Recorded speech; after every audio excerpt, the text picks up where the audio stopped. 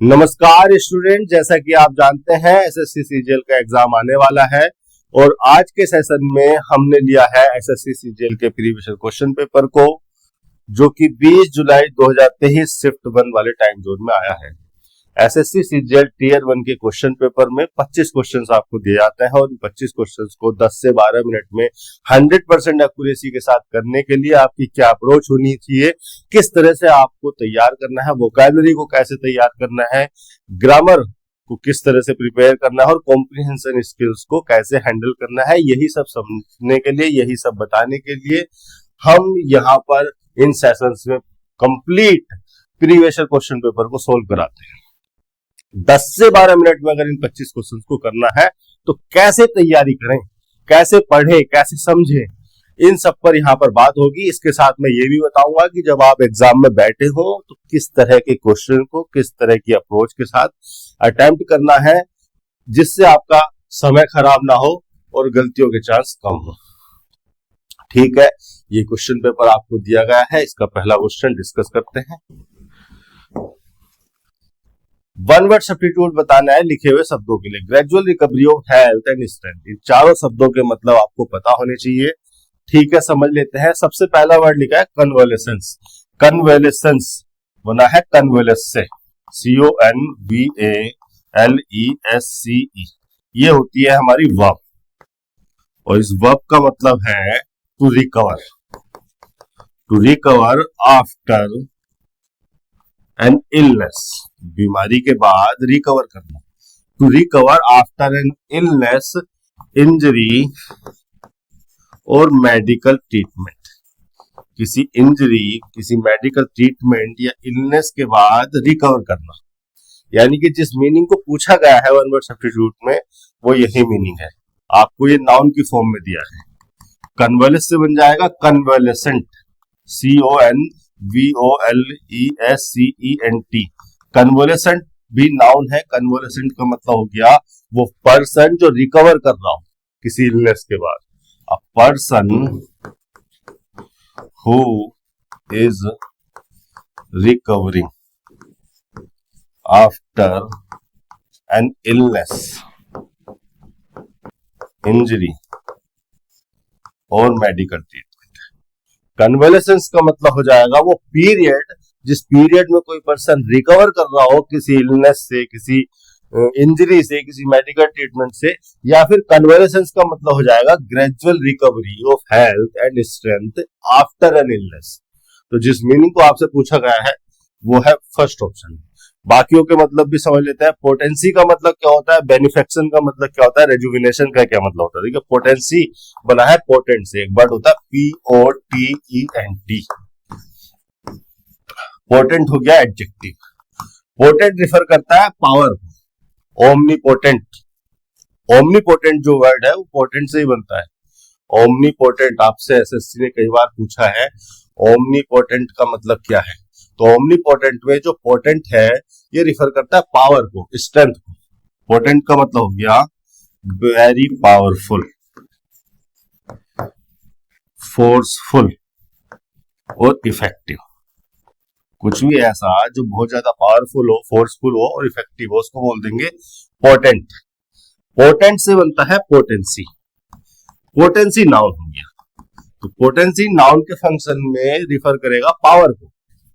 Power, strength, influence, effectiveness,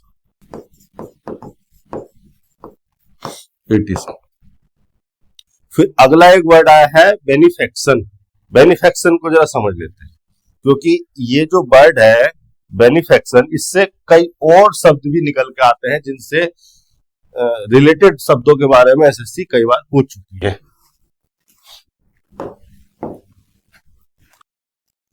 देखिए, जो word है बेनिफेक्शन बना है लैटिन भाषा के एक शब्द बेनिफेसियर से। बेनिफेसियर, ये जो BENE है इसका मतलब है वेल या गुड। ये जो फेसेयर है इसका मतलब है टू डू, लैटिन भाषा का शब्द है। अब इससे कई वर्ड मिलकर बनते हैं। इससे बनता है बेनिफेक्शन, इससे बनेगा बेनिफेक्टर, फिर आगे इससे बन जाएगा, ये मैंने इमेज लगाई हुई है आपको समझाने के लिए, अभी समझाऊंगा इसका मतलब क्या है। सी से बनेगा बेनिफिशियरी, सी से बनेगा बेनिफिसेंट, इसी से बनेगा बेनिफिशियल, यही से बनता है बेनिफिट, और इसी से बनता है बेनिवोलेंट, इसी से बनता है बेनिवोलेंस। इन सारे शब्दों के बारे में एसएससी पहले पूछ चुकी है आपके प्रीवियस से ही। रिलेटेड चीजों को मैं डिस्कस करता हूं, इधर उधर की चीजें मैं उठाकर नहीं लाता हूं। सबसे पहले समझ लेते हैं बेनिफेक्शन का मतलब। तो बेनिफेसियर लैटिन भाषा का शब्द है। बेनी रिफर करता है वेल या गुड को, और फेसियर रिफर करता है टू डू को। तो इस प्रकार से बेनिफेसियर से बना है बेनिफेक्शन, जो कि इंग्लिश में यूज होता है, इंग्लिश का वर्ड है। बेनिफेक्शन का मतलब होता है the act of doing good, the act of doing good. कोई भी ऐसा काम जिसमें आप किसी का भला करते हैं, कुछ अच्छा करते हैं किसी के लिए, उसको उस काम को कहते हैं, उस एक्टिविटी को कहते हैं बेनिफेक्शन, या फिर इसको कह देंगे अ काइंड एक्टिविटी। किसी पे दयालुता दिखा के किसी की हेल्प कर दी, या फिर अ गुड डीड, या फिर बेनिफेक्शन का मतलब हो जाएगा the act of giving something such as money to help a person, society or organization।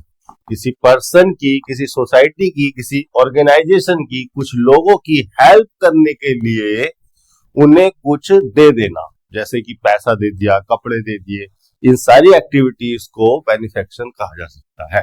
अब जो पर्सन इस बेनिफेक्शन को करता है, जो इस एक्टिविटी को करता है, उसको कहते हैं बेनिफेक्टर। यहां पर मैंने इमेज लगाई है बड़ी धांसू सी, यहां पर ये जो मैडम है ये बेनिफेक्टर है। इस एनवलप में कुछ मनी है, कुछ अमाउंट है, इसमें कुछ पैसे हैं जो इस पर्सन को दे रही है, जिस पर्सन को इस पैसे की बहुत ज्यादा जरूरी है, और ये पर्सन बहुत ज्यादा थैंकफुल है इस लेडी के लिए, क्योंकि उसकी हेल्प कर रही है, पैसे दे रही है, उसको पैसे की जरूरत है। तो इस पर्सन को मैं कहूंगा, जो पैसे दे रही हैं, इनको मैं कहूंगा बेनिफेक्टर। बेनिफेक्टर बेनिफेक्टर का मतलब हो गया a person who support someone, who help someone. और इस पर्सन को मैं क्या कहूंगा, इस पर्सन को कहूंगा मैं बेनिफिशियरी। बेनिफिशियरी का मतलब हो गया वो पर्सन जो उस हेल्प को, उस एडवांटेज को, उस सपोर्ट को, उस मनी को रिसीव करता है। तो ये लिखवाने की जरूरत है क्या? इमेज से समझ में आ गया होगा। चलो लिखवा देते हैं, कुछ बच्चे नोट्स के पीछे पड़े रहते हैं, नोट्स बनाने हैं। तो बेनिफेक्टर का मतलब हो गया वो person who support someone, a person who helps और सपोर्ट्स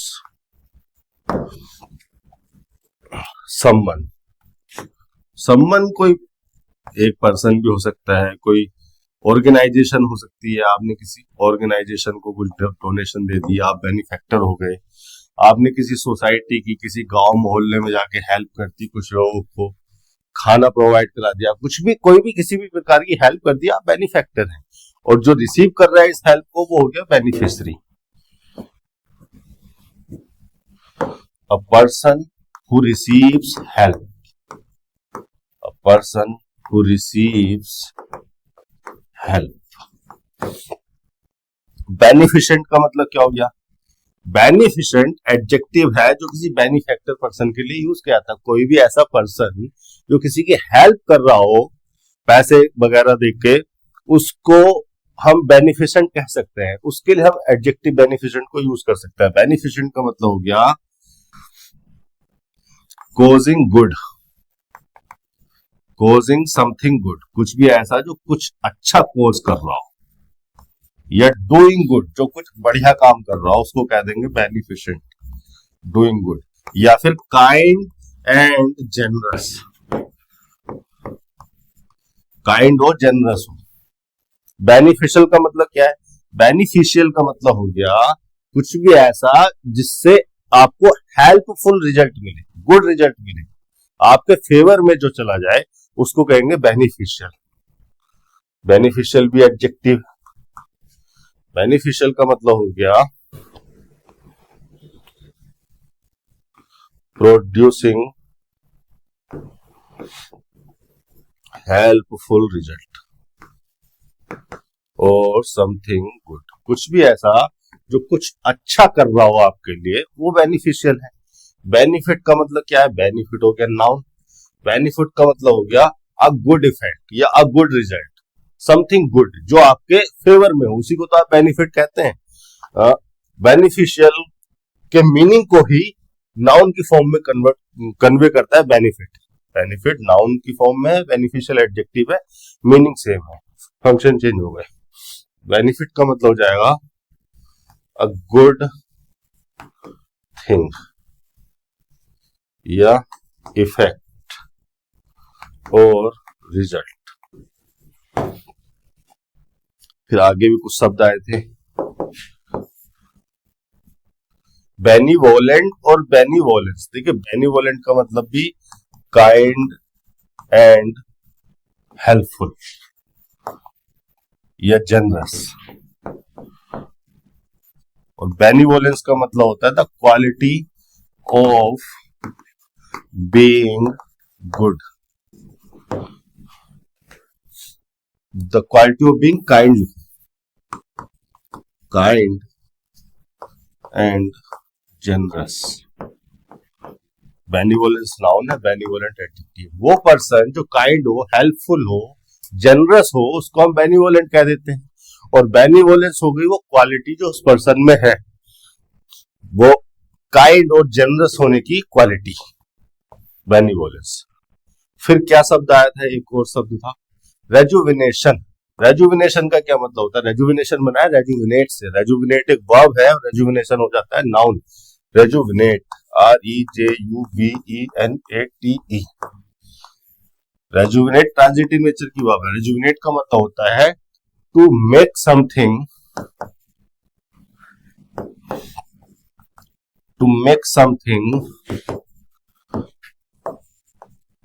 यंगर, फ्रेशर और लाइवली। मोर लाइवली लिखो ना, फिर मोर लाइवली। किसी पर्सन को ज्यादा यंग कर देना या किसी थिंग को ज्यादा फ्रेश कर देना या ज्यादा लाइवली कर देना, लाइवली का मतलब ज्यादा एनर्जेटिक कर देना, उसको रेजुविनेट करना होता है। कोई फ्रेश है, कोई भी थिंग है फ्रेश है, मान लो कुछ भी ऐसा है जिसको आप फ्रेश कह सकते हो या एनर्जेटिक है, उसको ज्यादा एनर्जेटिक कर देना, उसको ज्यादा यंगर कर देना, रेजुविनेट करना होता है। और रेजुविनेशन का मतलब क्या? The act of rejuvenating. Question number 2 पर चलते हैं। क्वेश्चन नंबर 2 में करेक्ट स्पेलिंग्स बतानी है। Rahul was ashamed of behaving, ये तो गलत हो गया। बिहेविंग ये भी गलत है।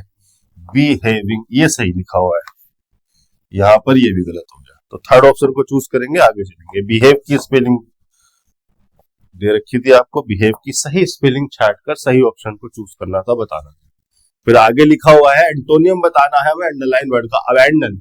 अबैंडन का मतलब होता है to leave a place, person और थिंग यूजुअली फॉर एवर, हमेशा के लिए किसी जगह को छोड़ देना, किसी पर्सन को छोड़ देना या किसी भी चीज को हमेशा के लिए त्याग देना, अबैंडन करना होता है।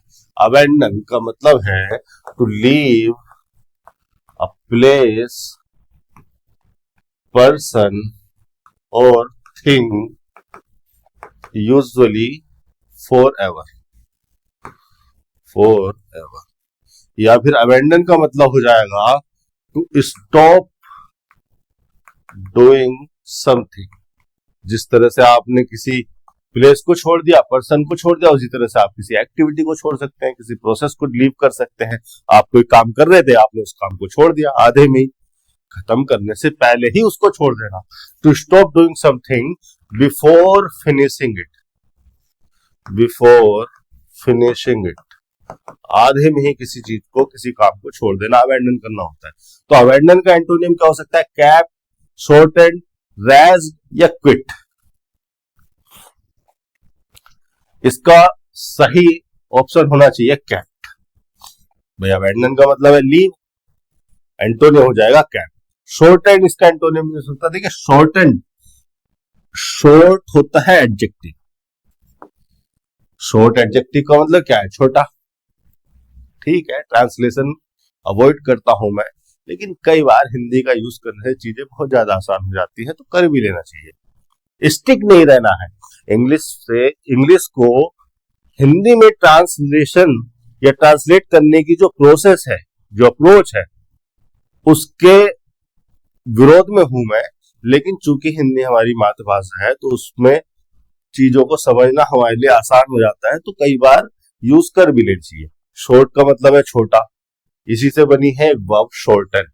शॉर्टन है वर्ब ट्रांजिटिव नेचर की, शॉर्टन का मतलब है किसी चीज को छोटा कर देना, इसी से बना है एडी। इस वर्ब में एडी लगा के थर्ड फॉर्म यूज की गई है पास्ट पार्टिसिपल एडजेक्टिव के फंक्शन में।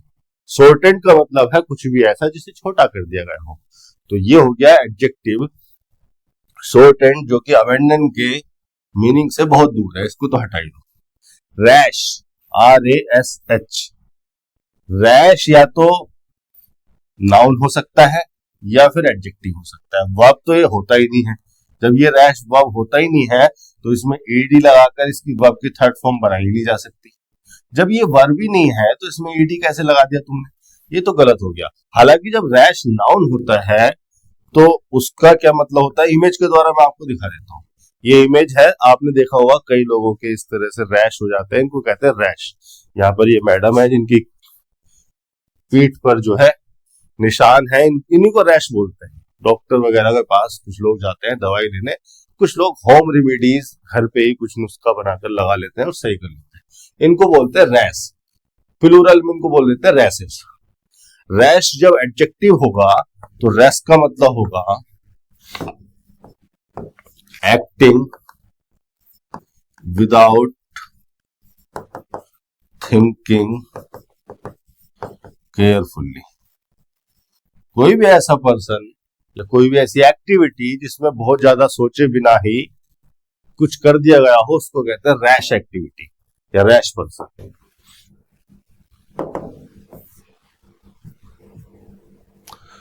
फिर एक वर्ड आया है क्विट। क्विट का मतलब तो अबैंडन जैसा ही है, क्विट तो अबैंडन का सिनोनियम है। क्विट का मतलब क्या है, क्विट का मतलब है टू स्टॉप डूइंग समथिंग। आप कोई काम कर रहे हो, आपने उसको रोक दिया, छोड़ दिया। या फिर टू लीव अ जॉब और प्लेस, किसी जॉब को छोड़ देना, किसी प्लेस को लीव कर देना। तो क्विट तो अबैंडन का सिनोनियम हो गया, हमें एंटोनिम बताना था जो कि हो जाएगा cat. Question number 4, question number 4 में इनकरेक्टली स्पेल्ड वर्ड को बताना है। कन्विक्शन सही लिखा है, आर्बिट्रेरी सही लिखा है, एग्रीमेंट की स्पेलिंग गलत लिखी हुई है। यहाँ पर डबल जी नहीं होता है, यहाँ होता है सिंगल जी। AGREE तो सही है, MENT। यहाँ पर गलती है, डबल जी नहीं सिंगल जी लिखो। थर्ड ऑप्शन को चूज करूंगा। हालांकि ये जो वर्ड दिया है कन्विक्शन, आर्बिट्रेरी, फेवरेट, इनका मीनिंग भी समझ लेते हैं, कहीं ना कहीं काम आएगा। एक बात और मैं आपको बता दूं, यहाँ पर ये जो फेवरेट की स्पेलिंग लिखी है ये यूके स्पेलिंग है, जो यूके में इस्तेमाल की जाती है। यूएसए में स्पेलिंग हो जाती है FAVORITE। यहां से यू हटा देते हैं यूएसए वाले। अमेरिकन जो है इंग्लिश को बहुत तोड़ मरोड़ कर, बहुत ज्यादा डिफॉर्म कर कर ये अपने तरीके से इस्तेमाल करते हैं। तो आपको फेवरेट की 2 स्पेलिंग लिखी हुई मिल सकती है बुक्स वगैरह में, न्यूज़पेपर वगैरह में, कंफ्यूज ना हो। ऐसे और भी बहुत सारे वर्ड हैं। लेबर, लेबर के साथ भी ऐसा ही करते हैं, ये यूके में यूज होती है LABOR, ये यूएसए में यूज कर ली जाती है। एक और वर्ड है एंडेवर, ENDEAVOUR, ये होती है यूके की स्पेलिंग, और यूएसए में ENDEAVOR, यूएस में इस तरह से इस्तेमाल कर ली जाती है। तो इस तरह की स्पेलिंग्स अगर आपको मिले तो कंफ्यूज ना हो, देख ले, समझ ले, पढ़ ले। फेवरेट का मतलब क्या है, फेवरेट का मतलब है बेस्ट लाइक या मोस्ट एंजॉयड, जिसको आप सबसे ज्यादा पसंद करते हो उसको आप फेवरेट कहते हो, या जिसको आप सबसे ज्यादा एंजॉय करते हो उसको आप फेवरेट कह देते हो। कन्विक्शन का मतलब क्या होता है? कन्विक्शन बहुत अच्छा वर्ड है, कई बार इसको एसएससी ने पूछा है, इसका मीनिंग भी समझ लेते हैं। देखिए कन्विक्शन बना है कन्विक्ट से, कन्विक्ट, ये जो वर्ड है कन्विक्ट, ये वर्ब के फंक्शन में भी होता है, नाउन के फंक्शन में भी होता है। मतलब इसको वर्ब के फंक्शन में भी यूज किया सकता है, नाउन के फंक्शन में भी इसको यूज किया सकता है। कन्विक्ट को जब वर्ब के फंक्शन में यूज करोगे तो उसका मतलब है to decide officially in a law court that someone is guilty of a particular crime. Law court में, अदालत में ये डिसाइड करना कि किसी पर्सन ने ये वाला काम, ये वाला क्राइम किया है, उसको कन्विक्ट करना होता है। To decide officially, to decide officially in a law, in a court, in a court of law that someone is guilty of a particular crime. ये तो कोई जज ही कर सकता है, जज ही तो डिसाइड कर सकता है। लॉ कोर्ट में, अदालत में जज का काम होता है ये डिसाइड करना है कि इस पर्सन ने ये वाला क्राइम किया है, तो जज करता है किसी को कन्विक्ट। कन्विक्ट उस पर्सन को भी कह सकते हैं जो जेल में हो, क्योंकि उसने कोई क्राइम किया है। अ person who is in prison because of being guilty of a particular crime. A person who is in prison because of being guilty of a particular crime.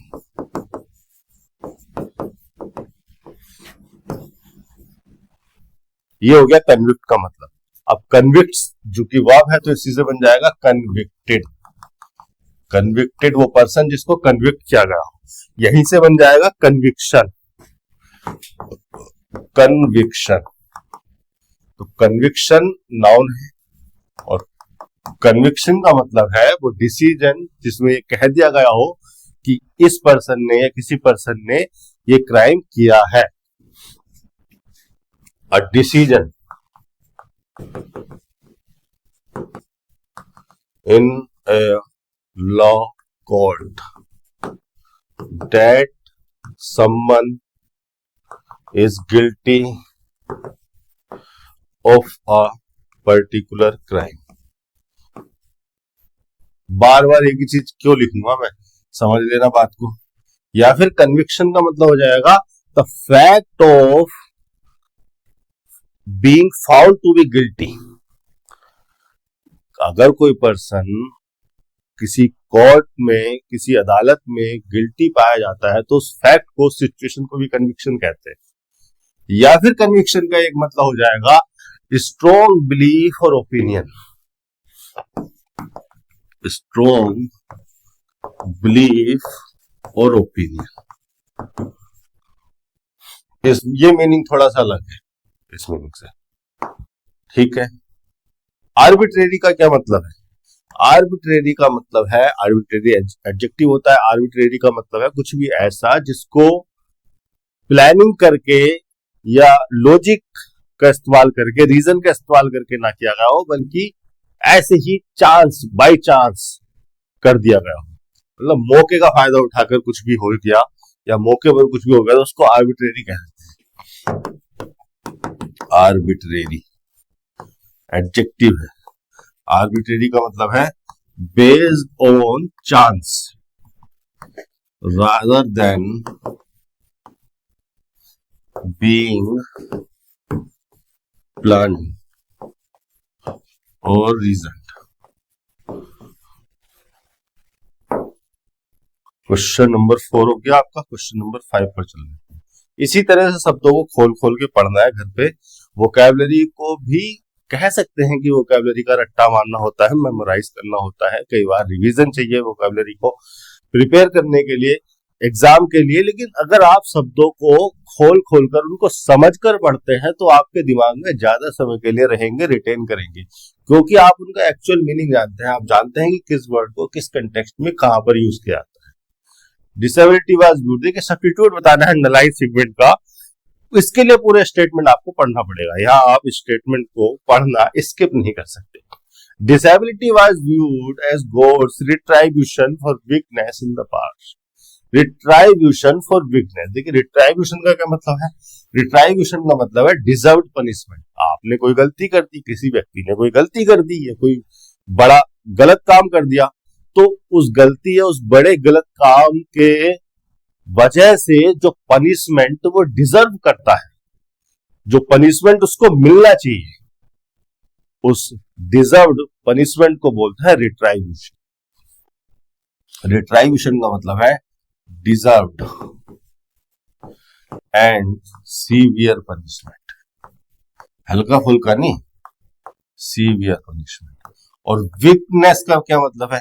Weakness बना है विक्ड से, विक्ड एडजेक्टिव है, और wicked का मतलब है Morli wrong और bad. किसी पर्सन की बिहेवियर को, उसकी एक्टिविटीज को, उसकी हैबिट्स को, उसकी पर्सनैलिटी को या उस पर्सन को रिफर करने के लिए यूज किया जाने वाला वर्ड है विक्ड। विक्ड से बना है विकनेस, जो कि नाउन है। तो विकनेस का मतलब हो जाएगा कोई भी ऐसा काम या कोई भी ऐसी क्वालिटी जो कि मोरली गलत हो। विकनेस मतलब रॉन्ग डूइंग। तो कहा इसका मीनिंग निकल के आता है? फाइन फॉर मिसबिहेवियर नहीं, फाइन कोई सीवियर पनिशमेंट नहीं है, फाइन तो बहुत हल्का पनिशमेंट हो गया। रिवेंज फॉर लीगल वर्क्स नहीं, पे बैक फॉर डूइंग हेल्प नहीं, punishment for wrong. Fourth option जो है इस फ्रेज के एग्जैक्ट मीनिंग को कन्वे करता है। पांचों क्वेश्चन का हो जाएगा फोर्थ ऑप्शन। क्वेश्चन नंबर 6 पर चलते हैं। क्वेश्चन नंबर 6 में सेंटेंसेस को अरेंज करना है। ABCD 4 स्टेटमेंट आपको दिए गए हैं, चारों स्टेटमेंट को सही सीक्वेंस में आपको अरेंज करना है। पहला पढ़ना स्टार्ट करेंगे। The first is the herbalist who generally enjoy the prestige and reputation of being the real traditional medical professional। ठीक है, द फर्स्ट, ये जो द फर्स्ट फ्रेज लिखी हुई है नाउन फ्रेज है एक तरीके से, तभी द आर्टिकल लगाया गया है। हालांकि जो फर्स्ट है ये एक नाउन के फंक्शन में, हालांकि जो फर्स्ट है ये एक एडजेक्टिव होता है या डिटरमिनर होता है ऑर्डिनल नेचर का। First, second, third, fourth, five ये नंबर ही होते हैं, लेकिन ये न्यूमरल जो है कार्डिनल नाउन के ऑर्डिनल होते हैं। दो तरह के नंबर होते हैं, एक लिखा मैंने 1, 2, 3, ये किसी की संख्या बताने के लिए होते हैं, इनको कहते हैं कार्डिनल नंबर्स। किसी की संख्या, किसी की क्वांटिटी बताने के लिए कि कोई चीज कितनी है, संख्या में कितनी है। दूसरे होते हैं ऑर्डिनल, जैसे मैंने लिखा फर्स्ट, इस तरह से भी लिख देता हूं मैं। जैसे मैंने लिखा सेकंड, तो सेकंड या फर्स्ट ये किसी की संख्या नहीं बता रहे, ये किसी का प्लेस बता रहे हैं, पोजीशन बता रहे हैं, ऑर्डर बता रहे हैं कि कोई रैंक में या किसी रो में या किसी कॉलम में या किसी सीक्वेंस में कोई चीज कहां पर स्थित है, कोई पर्सन कहां स्थित है। बहुत सारे लड़के या लड़कियां एक लाइन में खड़े हैं, ये मास्टर साहब बैठे हुए इधर, तो ये हो गया फर्स्ट, ये हो गया सेकंड, ये हो गया लास्ट, ये हो गया फिफ्थ। तो ये जो फिफ्थ है, सेकंड है, फर्स्ट है, ये क्या बता रहा है? इन लड़कियों की पोजीशन बता रहा है इस रो में, इस सीक्वेंस में। तो ये फर्स्ट, सेकंड, इनको कहा जाता है ऑर्डिनल नंबर या ऑर्डिनल नेचर के एडजेक्टिव या डिटरमिनर। ऑर्डर बताने के लिए इस्तेमाल किया जाता है। हालांकि फर्स्ट को यहाँ पर एडजेक्टिव के फंक्शन में यूज नहीं किया गया, नाउन के फंक्शन में यूज किया गया है, लेकिन अभी भी यहाँ पर ये बताएगा तो ऑर्डर ही। अब ऑर्डर तो तभी बताएगा जब पहले से कोई सीक्वेंस दी हो। भाई फर्स्ट हम तभी तो कह सकते हैं जब पहले से कोई सीक्वेंस दी हो। यहाँ पर कोई सीक्वेंस दी गई है, यहाँ पर कोई जिक्र है कि 4 लोग हैं, 5 लोग हैं या 6 लोग हैं, उसमें से फर्स्ट ये है, उसमें से सेकंड ये है। तो द फर्स्ट हम तभी यूज कर सकते हैं जब पहले कोई सीक्वेंस दी हो। ये पहला स्टेटमेंट नहीं होना चाहिए, इससे पहले वो स्टेटमेंट आना चाहिए जहां पर उन यूनिट्स का, उन एंटिटीज का, उन लोगों का, उन चीजों का जिक्र हो। ये 2 है, 4 है, इन चारों में से फर्स्ट ये है, सेकंड ऐसी, थर्ड ऐसी। ये पहला स्टेटमेंट नहीं हो सकता। बी पढ़ेंगे, यानी कि ए से कोई स्टेटमेंट, मतलब ए से इस पैराग्राफ की शुरुआत नहीं होनी है। फोर्थ ऑप्शन को तो हटा ही दो। बी पढ़ेंगे। Over the years I have come to distinguish 3 types of medical practitioner. देखिए क्या कहा है यहाँ पर, 3 टाइप्स ऑफ मेडिकल प्रैक्टिशनर्स। यहां पर उस सीक्वेंस का जिक्र हुआ है कि 3 टाइप के ये होते हैं। जिस सीक्वेंस की, जिस नंबरिंग की मैं बात कर रहा था, जिस अमाउंट की मैं बात कर रहा था कि पहले एक संख्या आपको दी जाए कि 3 है 4 है, एक सीक्वेंस का जिक्र हो, उसके बाद आप फर्स्ट को यूज करेंगे, वो बी स्टेटमेंट में है, यानी कि बी के बाद ए आना चाहिए। बी में बात की गई 3 टाइप की, उसमें से फर्स्ट को बताया गया ए में, बी के बाद ए आना चाहिए, और बी के बाद ए यहां भी है और बी के बाद ए यहां भी है, बी के बाद ए यहां भी है। तो अभी आगे पढ़ेंगे, मतलब बी के बाद ए आना चाहिए, लेकिन इसका कोई अभी तक हिंट नहीं मिला है कि बी के तुरंत बाद ए आना चाहिए। इसका हिंट मिल जाता तब तो चूज कर ही लेते। सी में देखते क्या है, thirdly the witch doctor the practitioner who is credited with the ability to intercept the evil deeds of a. देखिए यहाँ पर थर्डली की बात की गई है, यहाँ पर ये तीसरा वाला है, और डी में बात करेंगे तो यहाँ पर सेकंड वाले की बात की गई है। तो पहले आप बी में उन तीनों के बारे में जिक्र करोगे, फिर ए में फर्स्ट वाले के बारे में बताओगे, फिर डी में आपने सेकंड वाले के बारे में बता दिया, फिर सी में आपने थर्ड वाले के बारे में बता दिया। ये थर्डली सेकेंडली, ये जो ऑर्डिनल नेचर के नंबर आपको दिए गए हैं नाउन मिलाकर, ये नाउन ही बता देंगे कि इन स्टेटमेंट्स की क्या अरेंजमेंट होना है, क्या सीक्वेंस होना है, कहां पर रखे जाना है। तो B A D C first option. Question number 7।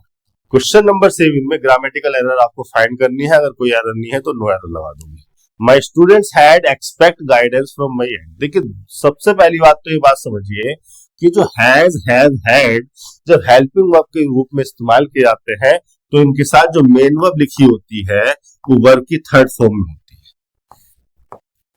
गलती तो आपको पकड़ में आ गई, गलती तो यहां है, हैड एक्सपेक्ट में इस पार्ट में गलती है, दूसरा ऑप्शन चूज करोगे।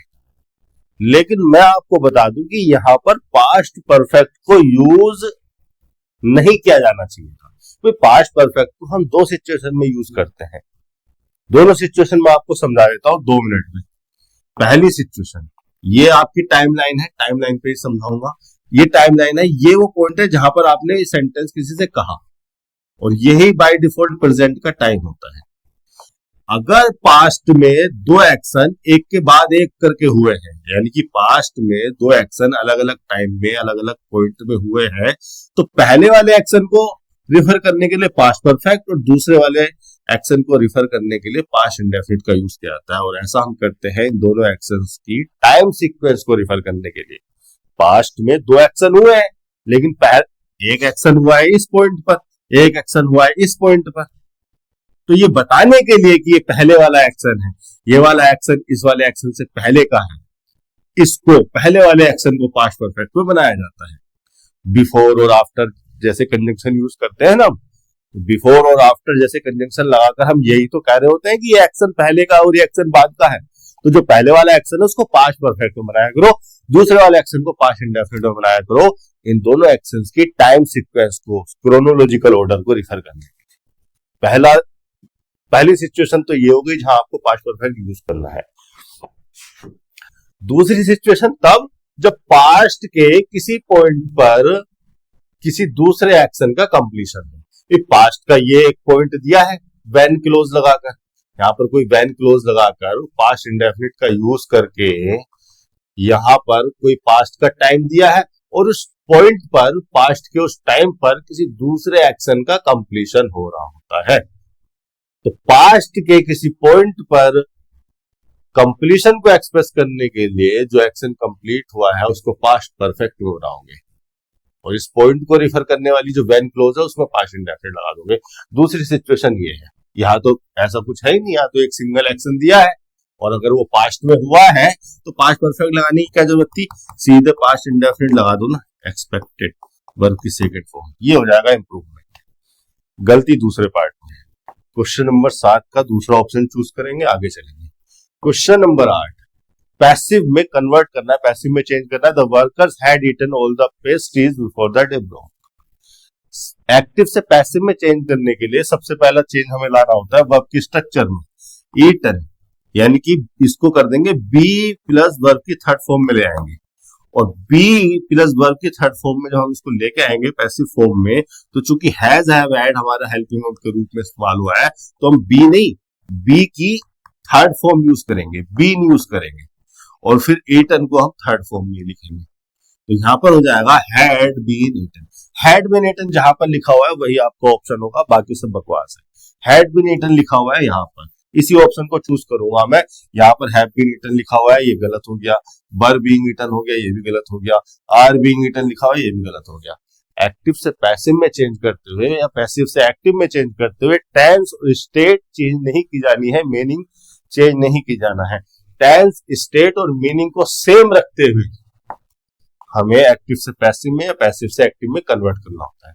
क्वेश्चन नंबर 9, क्वेश्चन नंबर 9 में वन वर्ड सब्स्टिट्यूट बताना है। लार्ज केज बिल्डिंग और enclosure to keep birds. Dormitory, aviary, burrow या एपियरी, चारों में दिखा देता हूं क्या होते हैं इमेज के द्वारा। डॉर्मिट्री का मतलब होता है एक ऐसी लार्ज बिल्डिंग, एक ऐसा लार्ज रूम जिसमें बहुत सारे बेड लगा दिए जाते हैं बहुत सारे लोगों के विश्राम करने के लिए या रहने के लिए। यहाँ पर देखिए एक बड़ा सा रूम है, बड़ा सा हॉल है, इसमें बहुत सारे बेड लगे हैं, जो इसमें बहुत सारे लोगों को स्टे दिया जा सकता है, रह सकते हैं। इस रूम को, इस बिल्डिंग को कहेंगे डॉर्मिट्री। इस तरह का अरेंजमेंट कर दिया जाता है, इस तरह के बेड होते हैं एक के ऊपर एक। हॉस्टल वगैरह में या पीजी में जो रहते होंगे बच्चे, वो इससे परिचित होंगे, इस तरह का अरेंजमेंट वहां पर किया जाता है। तो इन रूम्स को या इन बिल्डिंग्स को कहते हैं डॉर्मिट्री। ये भी एक डॉर्मिट्री है। एक पर्सन यहाँ नीचे सो सकता है, एक ऊपर सो सकता है, एक ही जगह पर दो लोग हो गए, दो बेड हो गए। ये भी एक डॉर्मिट्री है, छोटी सी, काफी सारे बेड लगे हैं यहाँ पर। फिर आगे एक वर्ड आया है, एवियरी। एवियरी का मतलब होता है वो केज या वो स्ट्रक्चर जो पक्षियों को रखने के लिए, बर्ड्स को कीप करने के लिए बना दी जाती है। यही आपसे पूछा गया था। आपके जो शब्द दिए गए थे जिनके लिए वन वर्ड सब्स्टिट्यूट बताना था, अ लार्ज केज बिल्डिंग और एनक्लोजर। एनक्लोजर मतलब जिसको क्लोज कर दिया गया हो चारों तरफ से, कोई भी ऐसी स्ट्रक्चर जिसको क्लोज कर दिया गया हो चारों तरफ से, कुछ बाहर न जा सके, बाहर से कुछ अंदर ना आ सके। तो कीप बर्ड्स, एक ऐसी स्ट्रक्चर जो कि बंद हो और पक्षियों को रखने के लिए, उसको कहते हैं एवियरी। इस तरह के एवियरीज बना दी जाती हैं, लकड़ी की हो सकती हैं, लोहे की हो सकती हैं, जिनमें पक्षियों को रखा जाता है। ये एक एवियरी है, बड़ी स्ट्रक्चर है किसी पार्क में। ये किसी पार्क में एवियरी है, यहाँ पर लोग घूमने जा रहे हैं और ये एक बड़ी सी स्ट्रक्चर बना रखी है जाल की, जिसमें बहुत सारे पक्षी होंगे, इसको कहते हैं एवियरी। फिर एक वर्ड आया है बुरो। बुरो का मतलब बिल। ये ऐसे कुछ पशु होते हैं ना जमीन के अंदर गड्ढा खोद के रहते हैं, इनको कहते हैं बुरो। ये रहा, ये देखिए यहाँ पर अंदर इसने अपना घर बनाया हुआ है।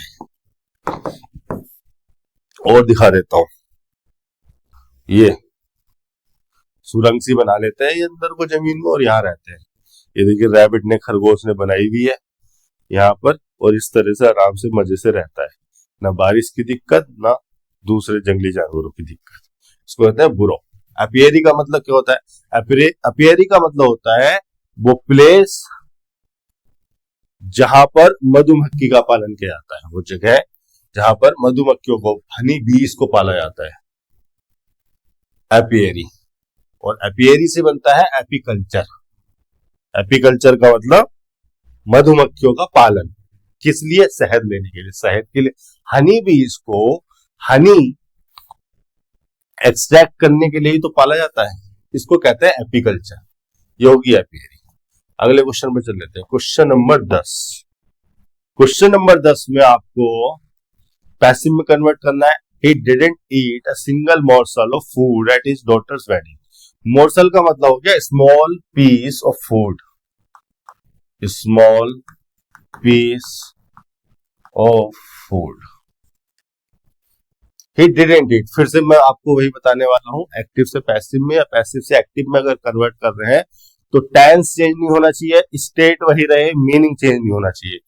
यहां पर आप देखेंगे पास्ट था, प्रेजेंट में ले गया, यहां पर पास्ट था, यहां पर कैन लगा दिया, तो ये दो ऑप्शन तो वैसे ही हटा दो। यहां पर पास्ट इंडेफिनिट था, यहां पर कंटिन्यूटी में ले गया बात को, ये भी ऐसे ही हटा दो। यहां पर पास्ट इंडेफिनिट का पास्ट इंडेफिनिट रखा हुआ है, थर्ड ऑप्शन हो जाएगा। बाकी तो आपको पता ही है, जब एक्टिव से पैसिव में चेंज करते हैं या पैसिव से एक्टिव में चेंज करते हैं तो क्या क्या चेंजेस लाते हैं सेंटेंस में। क्वेश्चन नंबर 11, अंडरलाइन वर्ड का सिनोनिम बताना है। स्कैम। स्कैम का मतलब होता है एक ऐसा प्लान जो डिसऑनेस्ट हो, इलीगल हो, किसी से पैसा ऐंठने के लिए, किसी से पैसा निकालने के लिए। स्कैम का मतलब हो गया डिसऑनेस्ट और इलीगल प्लान और एक्टिविटी टू गेट मनी। क्या हो जाएगा इसका सिनोनिम? सक्सेसफुल, प्लेन, फेलियर नहीं, स्विंडल। स्विंडल का मतलब है, स्विंडल वर्ब भी हो जाती है और नाउन भी हो जाता है। स्विंडल का मतलब है to trick someone, to cheat someone, to deceive someone in order to get money. पैसा लेने के लिए किसी को धोखा देना स्विंडल करना होता है। स्विंडल का मतलब टू ट्रिक। यार स्पेलिंग सही लिखी है, राइटिंग बड़ी खराब है। टू ट्रिक समवन या to deceive someone.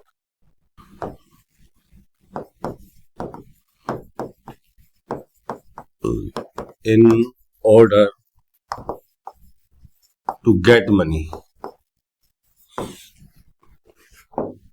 Question number 11 का थर्ड ऑप्शन चूज करेंगे, आगे बढ़ेंगे। क्वेश्चन नंबर 12, ब्लैंक को फिल करना है। देखिए ब्लैंक को फिल करने के लिए हो सकता है आपको ये पढ़ना पड़े, लेकिन आपको साफ साफ दिया गया है कि एंटोनियम बताना है ब्रैकेट वर्ड का। एक तरह से आपको फिल इन द ब्लैंक का क्वेश्चन देकर एंटोनियम का कुछ सवाल पूछा गया, मतलब दिखाया ऐसा गया है जैसे फिल इन द ब्लैंक का क्वेश्चन दिया गया हो, लेकिन साफ साफ शब्दों में इस नेफेरियस का एंटोनियम पूछा है। तो स्टेटमेंट को पढ़ने की आवश्यकता नहीं है। नेफेरियस का मीनिंग अगर आपको पता है तो सीधे सीधे आप ऑप्शन पर आएंगे। नेफेरियस का मतलब होता है, नेफेरियस एडजेक्टिव है और नेफेरियस का मतलब हो गया मोरली बैड। मोरली बैड किसी पर्सन के बिहेवियर को या उसकी एक्टिविटीज को रिफर करने के लिए नेफेरियस वर्ड को यूज किया जा सकता है। तो नेफेरियस का एंटोनियम क्या हो जाएगा? एनवियस, ट्रेटरस, परफिडियस, पायस। पायस। सभी शब्दों के मीनिंग बताऊंगा, तभी आपको बताऊंगा कि इसका एंटोनियम पायस क्यों होना चाहिए। एनवियस बना है एनवी से, बहुत अच्छा वर्ड है, कई बार एसएससी इसको पूछ चुकी है। ENVY, एनवी है नाउन। एनवी का मतलब है, एनवी एक्चुअली में नाउन भी हो जाएगा, वर्ब भी हो जाएगा। एनवी बेसिकली वर्ब भी होता है, उसी मीनिंग में फंक्शन थोड़ा सा चेंज हो जाएगा, नाउन के फंक्शन में यूज होने लगता है। एनवी जब वर्ब है तो उसका मतलब है to want what someone else has. आपका पड़ोसी कोई कार लेके आया है और आप वो कार चाहते हैं, वो कार जो आपका पड़ोसी खरीद कर लाया है, आपका दोस्त खरीद कर लाया है, आपका भाई खरीद कर लाया है, आप वो कार या वो थिंग जो कोई दूसरा पर्सन खरीद कर लाया है अपने लिए, आप वो चाहते हैं। किसी ऐसी चीज को चाहना जो किसी दूसरे के पास हो, उस चीज को एनवी करना होता है। एनवी का मतलब है to want what someone else है, या टू विश, ये विश करना कि वो चीज जो दूसरे के पास है काश वो मेरे पास होती या वो मेरे पास हो। इस तरह की विश को या इस तरह की विश करना एनवी करना होता है। टू विश व्हाट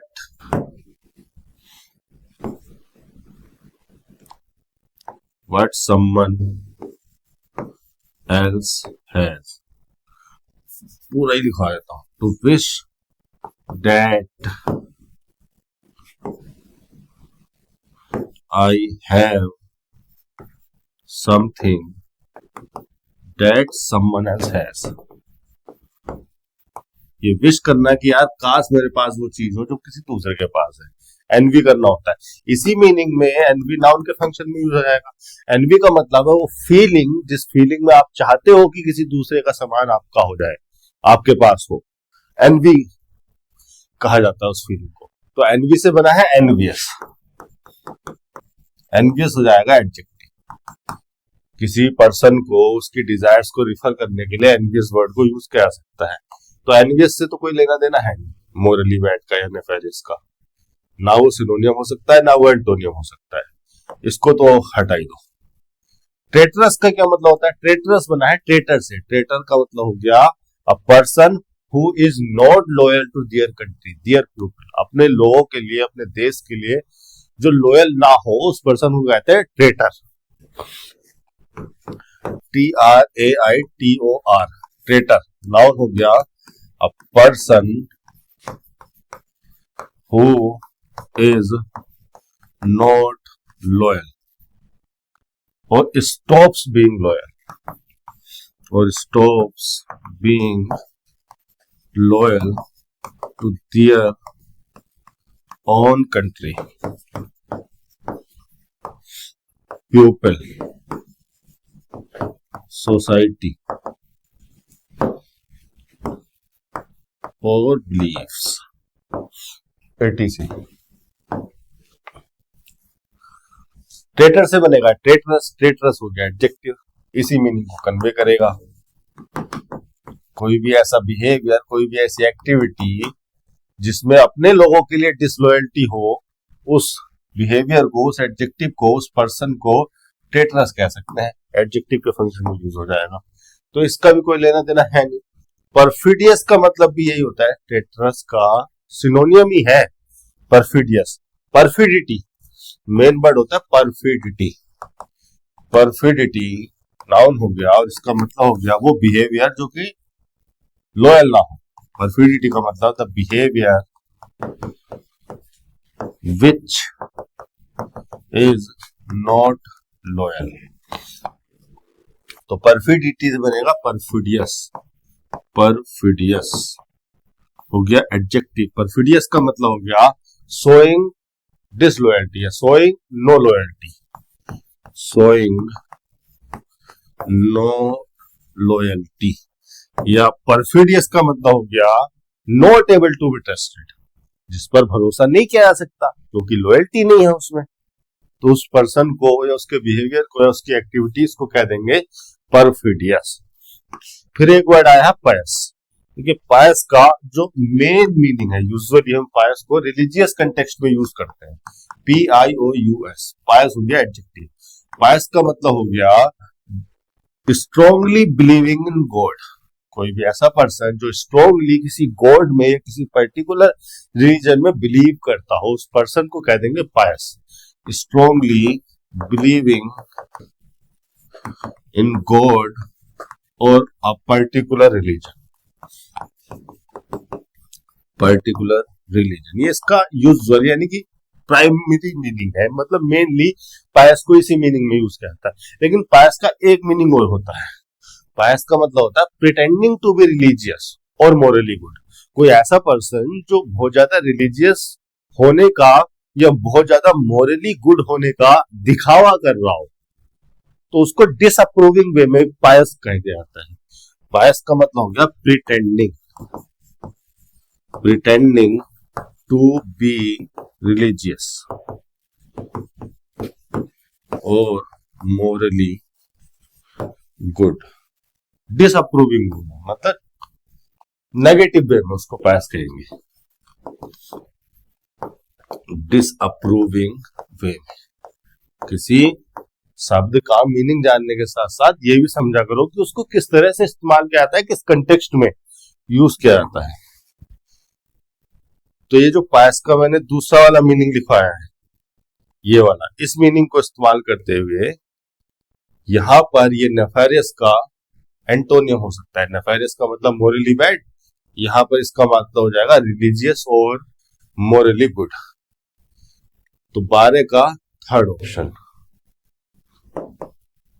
आगे चलते हैं क्वेश्चन नंबर 13। ओके, अरेंज करना है सेंटेंसेस को। Both Ratan and Moti were idlers and did not work. ठीक है, देखिए स्टेटमेंट ए में एक सिनेरियो को इंट्रोड्यूस किया गया है, एक सिचुएशन को इंट्रोड्यूस किया गया है कि ये दो लोग हैं, ऐसा कोई काम वाम नहीं करते हैं, ऐसे पड़े रहते हैं, आइडलर्स हैं। Their wives had introduced order and industry in the house. यहां पर देखेंगे their wives, डिटर्मिनर लगाया गया है, प्रोनाउन के फंक्शन में है। प्रोनाउन के फंक्शन में डिटर्मिनर सब्जेक्ट या ऑब्जेक्ट या ये सब हम तब यूज करते हैं जब पहले हमें नाउन दिया गया हो। भाई दियर डिटर्मिनर तो है लेकिन है तो प्रोनाउन। प्रोनाउन से पहले हम उस स्टेटमेंट को लिखेंगे जहां पर उन नाउन का इस्तेमाल हुआ हो।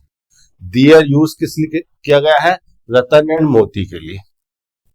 रतन एंड मोती के लिए दियर यूज किया गया है, उनकी वाइफ को रिफर करने के लिए डिटर्मिनर का फंक्शन में लगाया गया है। तो बी से पहले वो स्टेटमेंट आना चाहिए जहां पर रतन और मोती का जिक्र हो, यानी कि बी से पहले ए होना चाहिए। अब मैं ये नहीं कह रहा हूं कि बी से तुरंत पहले ए होना चाहिए, वो अभी आगे देख के पता चलेगा। बी से पहले ए होना चाहिए, यानी कि बी तो पहला स्टेटमेंट हो नहीं सकता, तो इस ऑप्शन को तो हटा ही दो। यहां पर भी बी से पहले ए है, यहां पर भी बी से पहले ए है, यहां पर भी बी से पहले ए है। अब और आगे पढ़ेंगे। Ratan and Moti's wives would work hard and would earn the bread for their family. देखिए दियर वाइफ्स के द्वारा जिस टर्म को, जिस नाउन फ्रेज को रिफर किया गया है, वो नाउन फ्रेज दी गई है सी में। रतन एंड मोतीज वाइफ्स को ही तो दियर वाइफ्स कहा गया है, तो यहां पर वो नाउन फ्रेज लिखी है जिसके लिए प्रोनाउन लगाया गया है बी में। तो इस लॉजिक के हिसाब से सी के बाद बी आना चाहिए, मतलब ए तो पहले होना ही चाहिए बी से, सी भी बी से पहले होना चाहिए। सी बी से पहले होना चाहिए, बाद में नहीं। इस ऑप्शन को भी हटा दो। सी बी से पहले यहां है, सी बी से पहले यहां है। अब फर्स्ट और थर्ड में चूज करने के लिए मैं डी पर जाना पड़ेगा। This made them leisure. देखिए दिस मेड देम लेजियर, ये जो इंफॉर्मेशन लिखी है, ये रिजल्ट लिखी है सी और बी में। ये रतन और मोती तो काम करते नहीं है, उनकी वाइफ काम करती है। वाइफ जो है ऑर्डर को, इंडस्ट्री को इंट्रोड्यूस करती है, वो काम करती है, वो पैसा कमा कर लाती है। इसने जो है उनको और ज्यादा लेजी कर दिया है। आइडलर तो थे ही, और ज्यादा इसने लेजी कर दिया। तो डी में, स्टेटमेंट डी में जो इंफॉर्मेशन लिखी है वो बी और सी का या सी और बी का रिजल्ट है। तो रिजल्ट तो बाद में लिखा जाता है, तो डी को होना चाहिए बाद में, सी और बी के, और ए को होना चाहिए शुरू। Third option.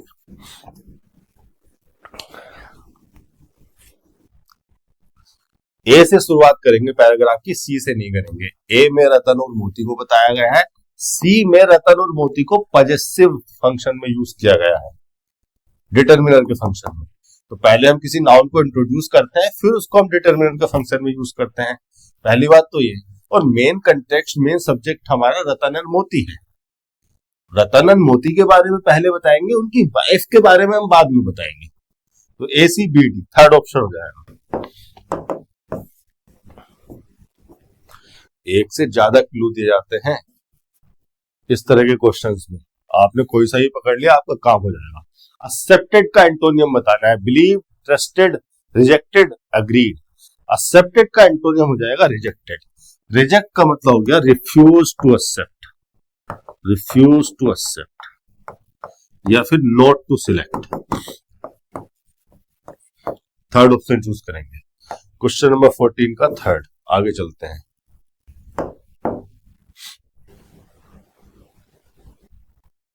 क्वेश्चन नंबर 15 में वन वर्ड सब्स्टिट्यूट बताना है। कैपेबल ऑफ बीइंग बेंट और pulled into different shapes, लिसम, लिथ, विलोइड, ductile.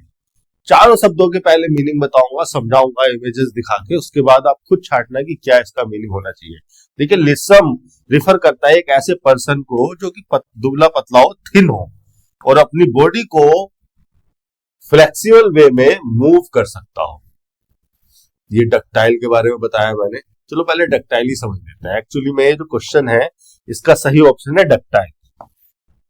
Ductile refer करता है उन मेटल्स को जिन मेटल्स को तोड़ मरोड़ कर किसी भी शेप में डाला जा सकता है। जैसे कि ये कॉपर मेटल है, लेकिन कॉपर मेटल को एक स्पेसिफिक टेम्परेचर पर ले जाकर उसको स्ट्रेस करके, उस पर दबाव डाल के उसके वायर बनाई जा सकती है, कोई और ऑब्जेक्ट बनाया जा सकता है। तो ये जो कॉपर मेटल है ये हुआ डक्टाइल। इस प्रॉपर्टी को कहते हैं डक्टिलिटी। जिन्होंने केमिस्ट्री पढ़ी होगी वो ये समझते होंगे डक्टिलिटी के बारे में उन्होंने पढ़ा होगा। डक्टिलिटी का मतलब है किसी भी मटेरियल को डिफॉर्म, परमानेंटली डिफॉर्म करने की कैपेसिटी, कि वो परमानेंटली डिफॉर्म किया जा सकता है नहीं, इसको कहते हैं डक्टिलिटी। बाकी के शब्दों के मीनिंग समझते हैं। लिसम का क्या मतलब होता है? लिसम रिफर करता है एक ऐसे पर्सन को जो कि थिन हो, ग्रेसफुल हो। ग्रेस का मतलब क्या है? अपनी मूवमेंट में, चाल ढाल में बहुत ज्यादा अट्रैक्टिव हो, उस पर्सन को कह देंगे लिसम। मैं आगे और आपको इमेजेस दिखाने वाला हूं। देखिए ये पर्सन मैंने दिखाया है, दुबली पतली लड़की है और किस तरह से ये यहाँ पर किसी विशेष प्रकार का डांस कर रही है। ऐसा इसलिए कर पा रही है क्योंकि थिन है, बॉडी बहुत ज्यादा फ्लेक्सिबल है, किसी भी तरीके से मूव कर सकती है। हम अगर इस तरह से मूव करने लगे हड्डी टूट जाएगी, लेकिन इसने आदत डाली हुई है, इसने प्रैक्टिस की हुई है, थिन है, अपनी बॉडी को इस तरह से बनाया हुआ है, तो इसको कह देंगे लिसम। लिसम का अगर मैं मीनिंग लिखवाना चाहूं तो लिसम का मतलब हो जाएगा थिन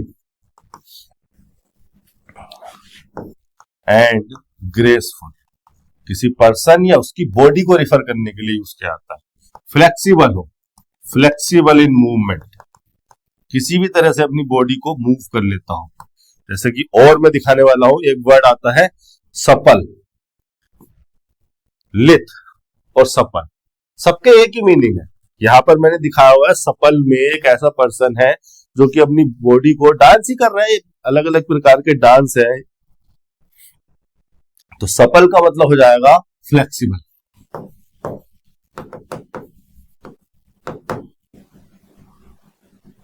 ग्रेसफुल, ये भी किसी पर्सन को या उसकी बॉडी को रिफर करने के लिए यूज किया जाने वाला वर्ड है।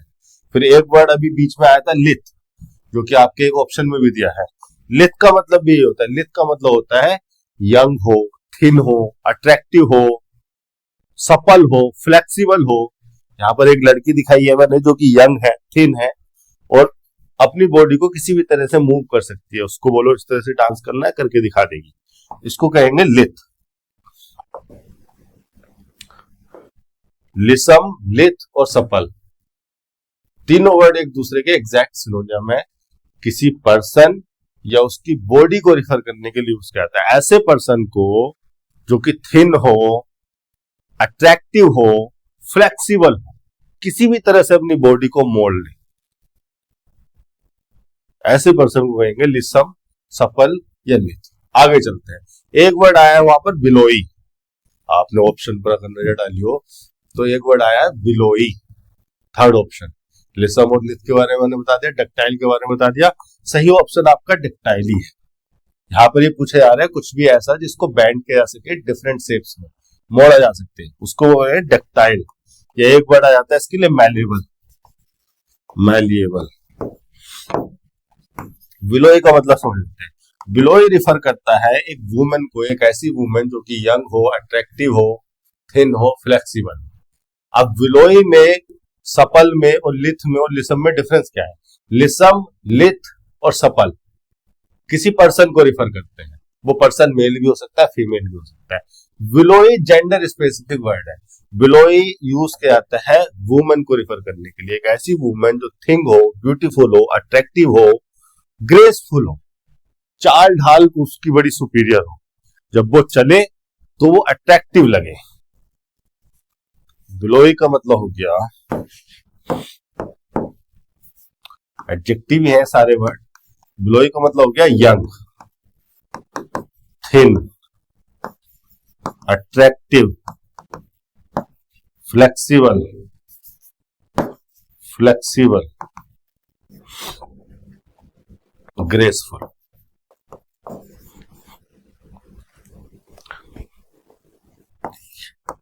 अगले क्वेश्चन पर चलते हैं।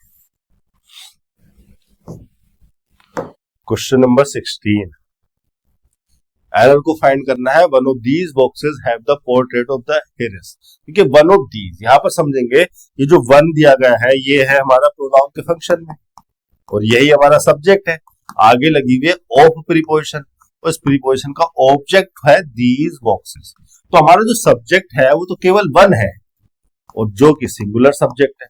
सिंगुलर सब्जेक्ट है तो हैव नहीं, हमें हैज लगाना चाहिए था मेन वर्ब के रूप में। यहाँ पर हैज हो गई ट्रांजिटिव नेचर की वर्ब, जिसके बाद उसका ऑब्जेक्ट आ गया द पोर्ट्रेट। दीज बॉक्सेस तो ऑफ प्रीपोजिशन का ऑब्जेक्ट है, उसका सब्जेक्ट से कोई लेना देना नहीं है। ऑफ दीज बॉक्सेस, ये जो प्रीपोजिशन फ्रेज है, ये प्रीपोजिशन फ्रेज लगाई गई है इस प्रोनाउन वन के लिए, ये हो गई एडजेक्टिव फ्रेज। कोई भी प्रीपोजिशन फ्रेज जो किसी नाउन या प्रोनाउन के लिए लगाई गई हो, नाउन या प्रोनाउन के बारे में इंफॉर्मेशन दे रही हो, नाउन या प्रोनाउन को मॉडिफाई कर रही हो, तो उसको कहेंगे एडजेक्टिव फ्रेज। एडजेक्टिव फ्रेज लगी है। ऑफ दीज बॉक्सेस एक एडजेक्टिव फ्रेज है जिसका सब्जेक्ट से लेना देना तो है, लेना देना तो सभी शब्दों का एक दूसरे के साथ है, लेकिन ये सब्जेक्ट में, सब्जेक्ट फ्रेज में इसका कोई कॉन्ट्रीब्यूशन नहीं है। आप ये ना कह लें कि ये जो दीज बॉक्सेस है इसकी वजह से प्लूरल हो जाएगा। वन यहाँ पर सिंगुलर सब्जेक्ट है, इसकी वजह से लगाया जाना चाहिए हैज। यहाँ पर ये गलती कर दी तो फर्स्ट ऑप्शन को मैं चूज करूंगा, हैव नहीं हैज आ जाएगा। आगे चलते हैं, क्वेश्चन नंबर 17। एप्रोप्रिएट इडियम बताना है गिवन सिचुएशन के लिए। एक सेंटेंस, एक स्टेटमेंट, एक सिचुएशन आपको दी गई है यहाँ पर लिखकर, उस सिचुएशन को कन्वे करने वाला, उस मीनिंग को कन्वे करने वाला इडियम हमें यहाँ से छाट कर बताना है। I was very excited about my new assignment, I sent the email without the required attachment, what have I done. Jump the gun, shake a leg, tested the waters, as swift as an eagle. ठीक है, चारों idiom के meaning में समझाने वाला हूं। आप चाहे तो ये कंटेक्स्ट को, सिचुएशन को एक बार फिर से पढ़ ले। चारों इडियम के मीनिंग समझते हैं पहले। सबसे पहले क्या करेंगे, जंप द गन। देखिए, जंप द गन आया है रेसिंग से रिलेटेड। जब कोई रेस स्टार्ट की जाती है तो एक पर्सन के हाथ में गन होती है, रिवॉल्वर टाइप की, ये शूट करता है यहां से, और जैसे ही इसको फायर किया जाता है, इसकी आवाज सुनते ही जितने भी रेसर होते हैं, रनर्स होते हैं, ये दौड़ने लगते हैं। अब एक पर्सन ऐसा निकला जिसने इस गन को जंप कर दिया। जंप करने का मतलब इसको स्किप कर दिया।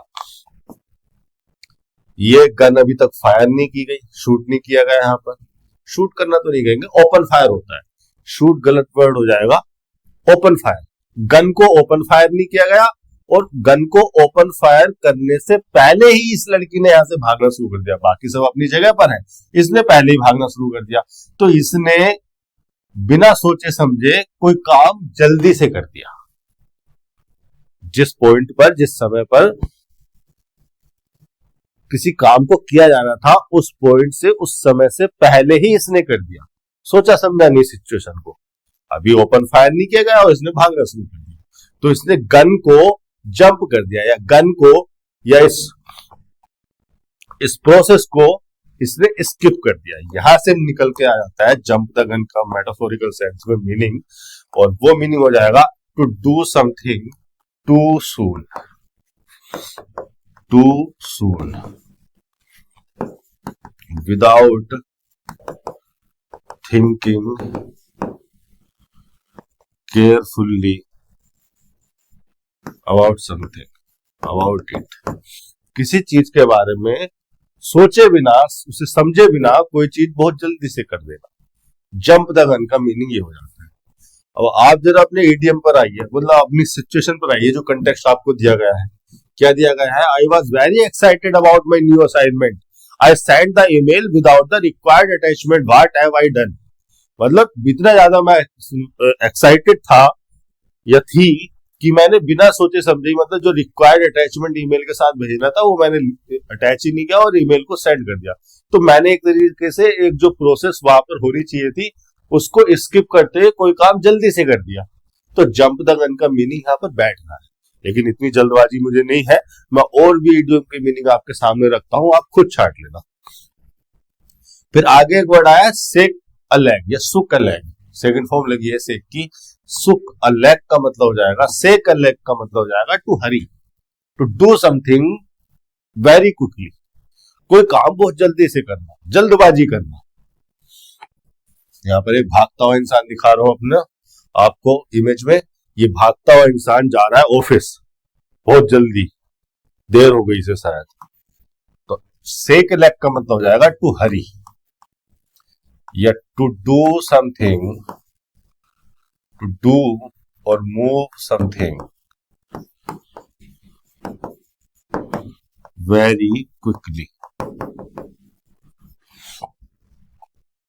फिर आगे एक इडियम आया है टेस्ट द वाटर। टेस्ट का मतलब चेक करना। ये कई बार होता है स्विमिंग पूल में कूदने से पहले या पानी में जाने से पहले हम पानी को टेस्ट करते हैं, वाटर को टेस्ट करते हैं कि वो कितना ठंडा है। ऐसा हम नहाते वक्त भी करते हैं। नहाने से पहले, खासकर सर्दियों में, नहाने से पहले हम बाल्टी में हाथ डाल के देखते हैं कि पानी कितना ठंडा है, कितना गर्म है। हम क्या करते हैं, वाटर को टेस्ट करते हैं। एक्चुअली में हम सिचुएशन का पता लगाना चाहते हैं कि सिचुएशन है क्या। तो किसी भी काम को करने से पहले उसका पता लगाना, उसको टेस्ट करना, चेक करना कि सिचुएशन क्या है, इसी मीनिंग को कन्वे करता है test the water.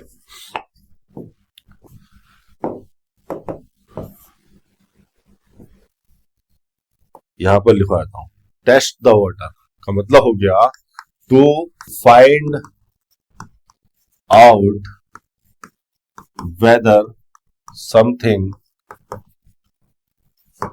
is likely to be successful before doing it। कुछ भी करने से पहले ये चेक करना कि यार ये जो काम मैं करने जा रहा हूं ये ठीक रहेगा, सफल रहेगा। वाटर को टेस्ट करना होता है, to test the water. To find out someone opinions feeling, किसी पर्सन की अपने बारे में, किसी भी चीज या किसी दूसरे पर्सन के बारे में ओपिनियंस को, फीलिंग्स को फाइंड आउट करना। To find out someone's feelings और ओपिनियंस अबाउट समवन और समथिंग।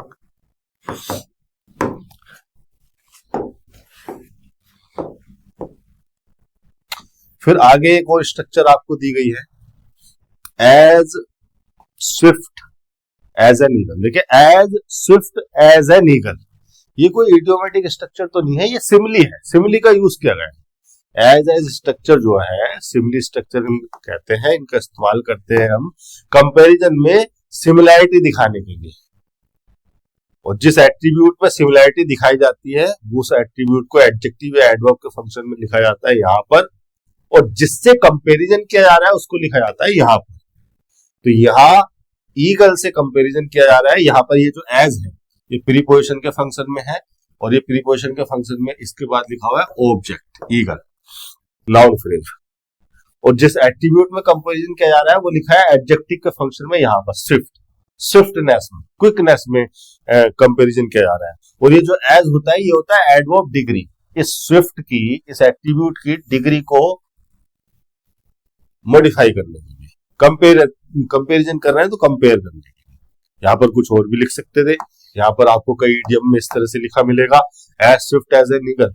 एक और मैं स्ट्रक्चर बना देता हूँ, इडियम तो मैं नहीं कहूंगा, एक और सिमिलर स्ट्रक्चर में लिख देता हूं। मैंने लिखा एज क्विक एज लाइटनिंग, या as fast as a flash.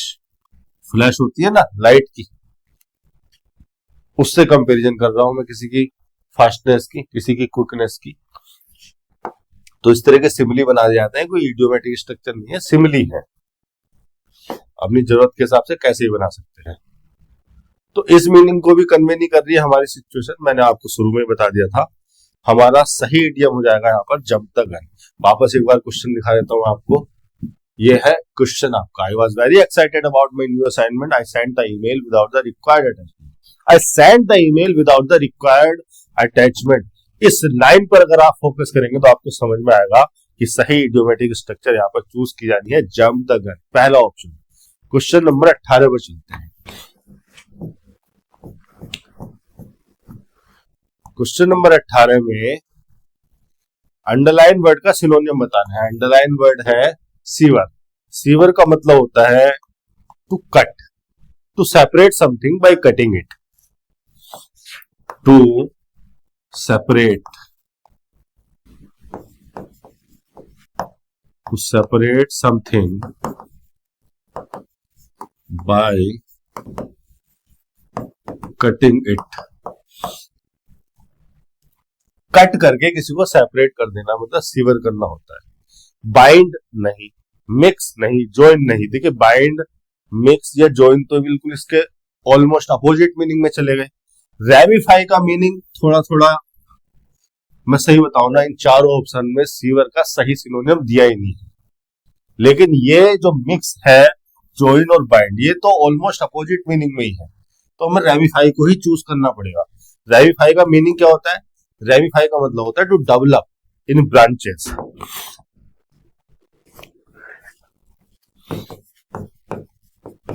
रैमिफाई का मतलब हो गया टू डेवलप मैनी ब्रांचेस। कोई पेड़ होता है, कोई पौधा, कोई ट्री, तो ट्री में क्या होता है, बहुत सारी ब्रांचेस निकल जाती है, तो ट्री क्या करता है, रैमिफाई करता है। इसी तरह से कोई पर्सन मेटाफोरिकल सेंस में भी रैमिफाई को यूज कर सकता है। कोई भी चीज, कोई भी ऑर्गेनाइजेशन, कोई भी प्रोसेस या कोई प्लांट या कोई भी थिंग अगर बहुत सारी ब्रांचेस में डेवलप हो गई है, बहुत सारी ब्रांचेस उसकी फैल गई है, स्प्लिट हो गई है, तो उसको कह सकते हैं रैमिफिकेशन। रैमिफिकेशन नाउन हो गया, रैमिफाई का मतलब हो गया वर्ब और रैमिफिकेशन हो गया noun. To develop many branches या to split into branches. To split into branches, कोई ऑर्गेनाइजेशन है, उसकी बहुत सारी ब्रांचेस खुल गई हैं, तो वो ब्रांचेस में स्प्लिट हो गई है। यहां पर जो स्प्लिट का मीनिंग आ रहा है रैमिफाई में, इस वाले मीनिंग की वजह से मैं रैमिफाई को सिनोनियम बना सकता हूं सीवर का। हालांकि इसका एग्जैक्ट सिनोनियम यहाँ पर ये रैमिफाई है नहीं, लेकिन इसको ही चूज करना पड़ेगा क्योंकि बाकी ऑप्शन तो बहुत ज्यादा दूर है। क्वेश्चन नंबर 19 में ब्लैंक को फिल करना है। एक होमोनियम यहां से उठाकर रखना है। होमोनियम वो वर्ड होता है जो स्पेलिंग में या प्रोनाउंसिएशन में सेम हो, सिमिलर हो। क्रूज, क्रस, क्रूज, क्रूज, चारों शब्द के मीनिंग बता देता हूं। स्टेटमेंट को पढ़ना पड़ेगा। देखिए जो फिल इन द ब्लैंक के क्वेश्चन आते हैं, यहाँ पर इस ब्लैंक को फिल करने के लिए आपको स्टेटमेंट पढ़ना होता है। इस स्टेटमेंट को स्किप नहीं कर सकते। हमें पता तो होना चाहिए किस मीनिंग के वर्ड को उठाकर यहाँ पर रखना है और किस मीनिंग का वर्ड उठाकर यहाँ पर रखना है। ये जानने के लिए हमें सेंटेंस के पूरे मीनिंग को समझना पड़ेगा कि सेंटेंस किस ऑब्जेक्टिव मीनिंग को, किस ऑब्जेक्टिव कंटेक्स्ट को रिफर कर रहा है। तो द विलेजर्स केप्ट द, उसके बाद ब्लैंक है out to collect the rain water. Kept हो गई यहाँ पर मेन वर्ब, ट्रांजिटिव नेचर की है। इसके बाद आएगा ऑब्जेक्ट, यहाँ पर कोई भी नाउन आएगा इन चारों में से एक। ये नाउन फ्रेज हो गई कैप्ट ट्रांजिटिव वर्ब का ऑब्जेक्ट। और आउट लिखा है यहाँ पर एडवर्ब ऑफ प्लेस के फंक्शन में, इस कैप्ट वर्ब के प्लेस को रिफर करने के लिए। उसके बाद टू कलेक्ट इन्फिनेटिव लगाया, इन्फिनेटिव में ट्रांजिटिव वर्ब थी तो उसके बाद उसका ऑब्जेक्ट लिख दिया टू रेन वाटर। तो the villagers kept the, noun आएगा कोई वहां पर out to collect the rain water. क्या आना चाहिए यहाँ पर, कौन सा ऑप्शन आना चाहिए? क्रूज क्या होता है, क्रस क्या होता है, क्रूज क्या होता है, क्रूज क्या होता है, ये समझ लेते हैं। होमोनियम है वो पहले कह रहा है चारों वर्ड स्पेलिंग में या प्रोनाउंसिएशन में, साउंड में सेम हो सकते हैं, सिमिलर हो सकते हैं। सबसे पहले मैं दिखाता हूं क्रूज को। देखिए क्रूज का मतलब होता है अ जर्नी जो प्लेजर के लिए की गई हो, यूजुअली शिप पर की गई कोई जर्नी जो प्लेजर के लिए की गई हो। यहां पर लिखा देता हूं अ जर्नी और trip for pleasure. A journey और trip on a ship for pleasure. मजे के लिए शिप पर की गई कोई ट्रिप, कोई जर्नी क्रूज कहलाती है। आप शिप पर जाओ, केवल घूमने जा रहे हो, इस तरह से मजे करने जा रहे हो। शिप है, शिप का सबसे ऊपर वाला हिस्सा है, ऊपर वाला हिस्सा कह देंगे, रूफ कह देंगे, छत कह देंगे, जो भी कहते हो। मैं तो कभी गया नहीं हूं। यहां पर ये लोग मजे के लिए आए हुए हैं, इसको कह देंगे क्रूज, इस जर्नी को, इस ट्रिप को। उसके अलावा एक वर्ड आया क्रू। क्रू कहते हैं उन लोगों को, वो ग्रुप ऑफ पीपल जो किसी शिप पर या किसी एयरक्राफ्ट पर काम करता है। यहाँ पर ये जो लोग हैं जो किसी शिप पर काम कर रहे हैं, इन लोगों को या इनके ग्रुप को कहेंगे क्रू। क्रू का मतलब हो गया a group of people who works on a ship और एयरक्राफ्ट। एयरक्राफ्ट का क्रू भी मैं आपको दिखा देता हूं। ये एक एयरक्राफ्ट है, एयरक्राफ्ट का क्रू हो गया एरोनॉटिकल क्रू बोल देंगे इसको, मेरे ख्याल से सबको क्रू ही कहा जाता है। ये एक एरोप्लेन है, ये एरोप्लेन का क्रू हो गया, वो सारे लोग जो काम करते हैं। फिर एक वर्ड आपको दिया गया है क्रश, CRUS। यहां पर देखिए लिखा है क्रस हेलिक्स। तो किसी भी एनाटॉमिकल वर्ड है, एनाटॉमिकल लैंग्वेज में यूज किया जाता है, बॉडी पार्ट्स में इसको यूज किया जाता है। यहाँ पर इसको बोलते हैं क्रस ऑफ क्लिटोरिस। ये एनाटॉमी ऑफ क्लिटोरिस आपके सामने है। इस इलोंगेटेड पार्ट को, इस बढ़े हुए पार्ट को जो बढ़ा हुआ है, इसी को बोलते हैं क्रस। यहाँ पर ईयर में इस इलोंगेटेड पार्ट को जो लंबा हो गया है, बढ़ गया है, इसको बोलते हैं क्रश। बायोलॉजिकल वर्ड है, बायोलॉजी में जो, बायोलॉजी को जिसने पढ़ा होगा, समझा होगा, वो जानता होगा इसको। फिर एक वर्ड आया है क्रूज। क्रूज का मतलब होता है मिट्टी की छोटी सी प्याली। आपने चाय पी है ना कुल्हड़ में, कुल्हड़ में चाय जो बनती है, इस कुल्हड़ को ही इंग्लिश में क्रूज कह देते हैं, इस छोटी सी प्याली को। इस तरह की भी हो सकती है। कसोरे वगैरह, गांव में हमारे इसको कसोरे बोल देते थे, कसोरे। कुल्हड़ भी कह देते हैं, कसोरे भी बोल देते हैं। तो इस मिट्टी का छोटा सा बर्तन क्रूज कहा जाता है इसको। इस तरह का भी हो सकता है। इस तरह के तो आपने देखे होंगे स्टेशन वगैरह पे, या कहीं पर भी आपने चाय पी होगी कुल्हड़ में। तो यहां पर 19 में अब जरा मीनिंग को समझिए, फिर से एक बार सेंटेंस के मीनिंग को पकड़िए। The villagers kept the cruise, CRUS। गांव के लोग मिट्टी के छोटे से बर्तन को बाहर रख देते थे बारिश के पानी को कलेक्ट करने के लिए। तो यही तो है मीनिंग। थर्ड ऑप्शन इसका हो जाएगा, CRUS। क्वेश्चन नंबर 19 का थर्ड। आगे चलते हैं।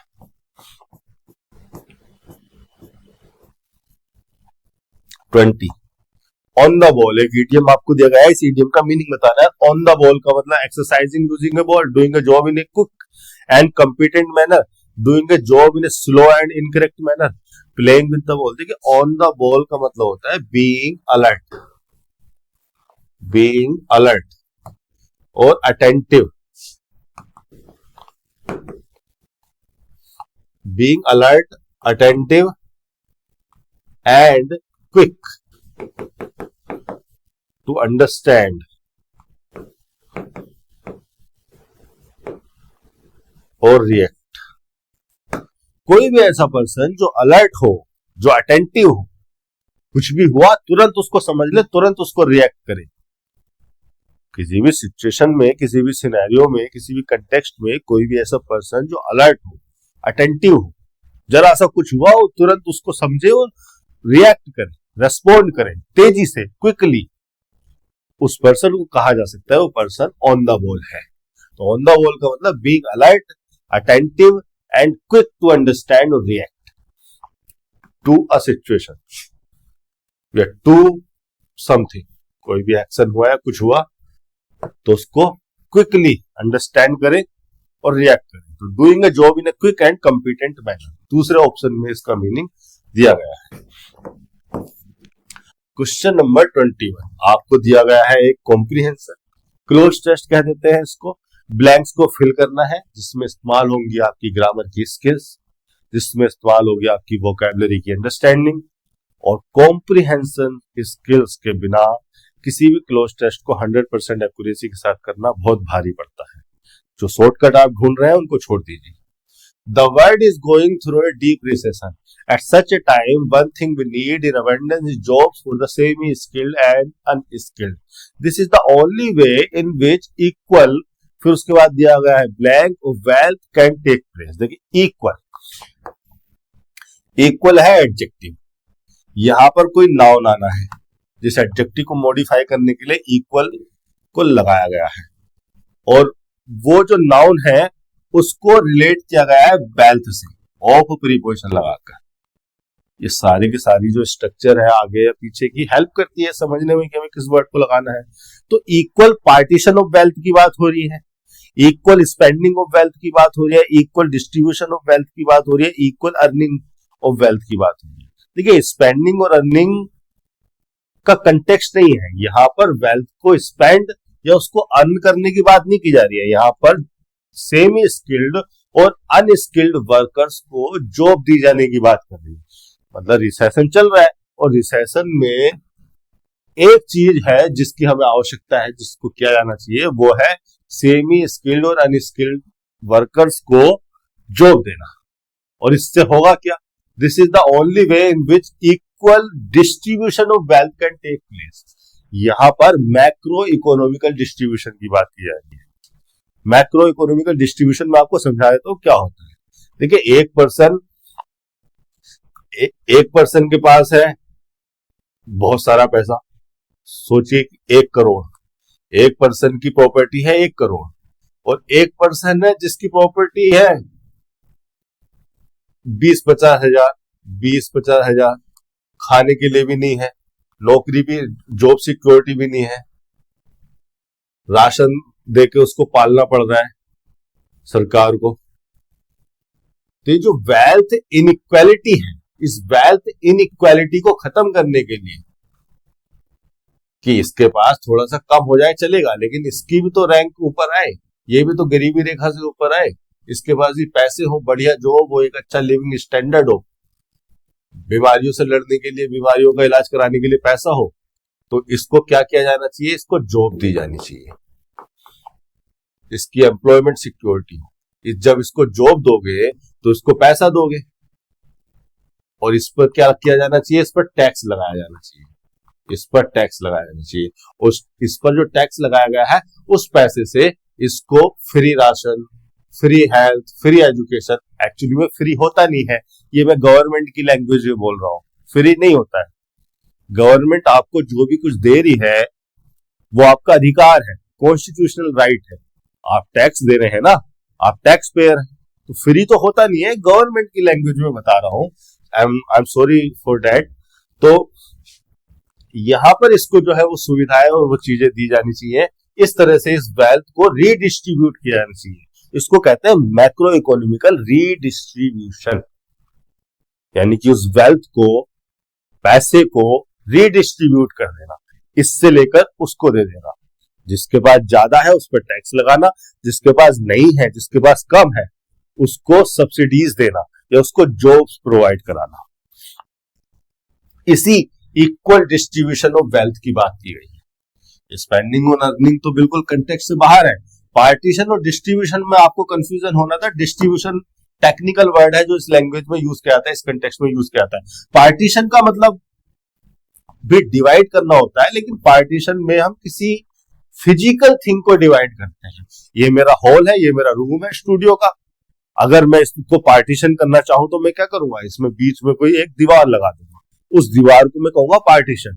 1947 में इंडिया का पार्टीशन किया गया, तो क्या किया गया? इंडिया की लैंड को, उसकी जमीन को 2 हिस्सों में बांट दिया गया, इधर हिंदुस्तान हो गया, इधर पाकिस्तान हो गया, तो उसको कहते हैं पार्टीशन।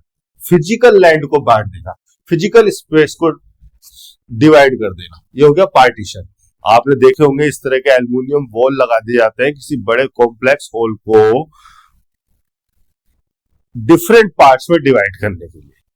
आपने कोचिंग वगैरह में इस तरह की स्ट्रक्चर्स को देखा होगा, इनको कहते हैं पार्टीशन। इस वॉल को कहा जाएगा पार्टीशन, या फिर इस प्रोसेस को, इस एक्टिविटी को कहा जाएगा पार्टीशन। तो वेल्थ कोई ऐसी फिजिकल थिंग तो नहीं है जिसको पार्ट किया जाए, डिवाइड किया जाए। 100 का नोट है, बीच में से फाड़ दिया, आधा इसको दे दिया, आधा इसको दे दिया, इस तरह के पार्टीशन की तो बात नहीं की जा रही है।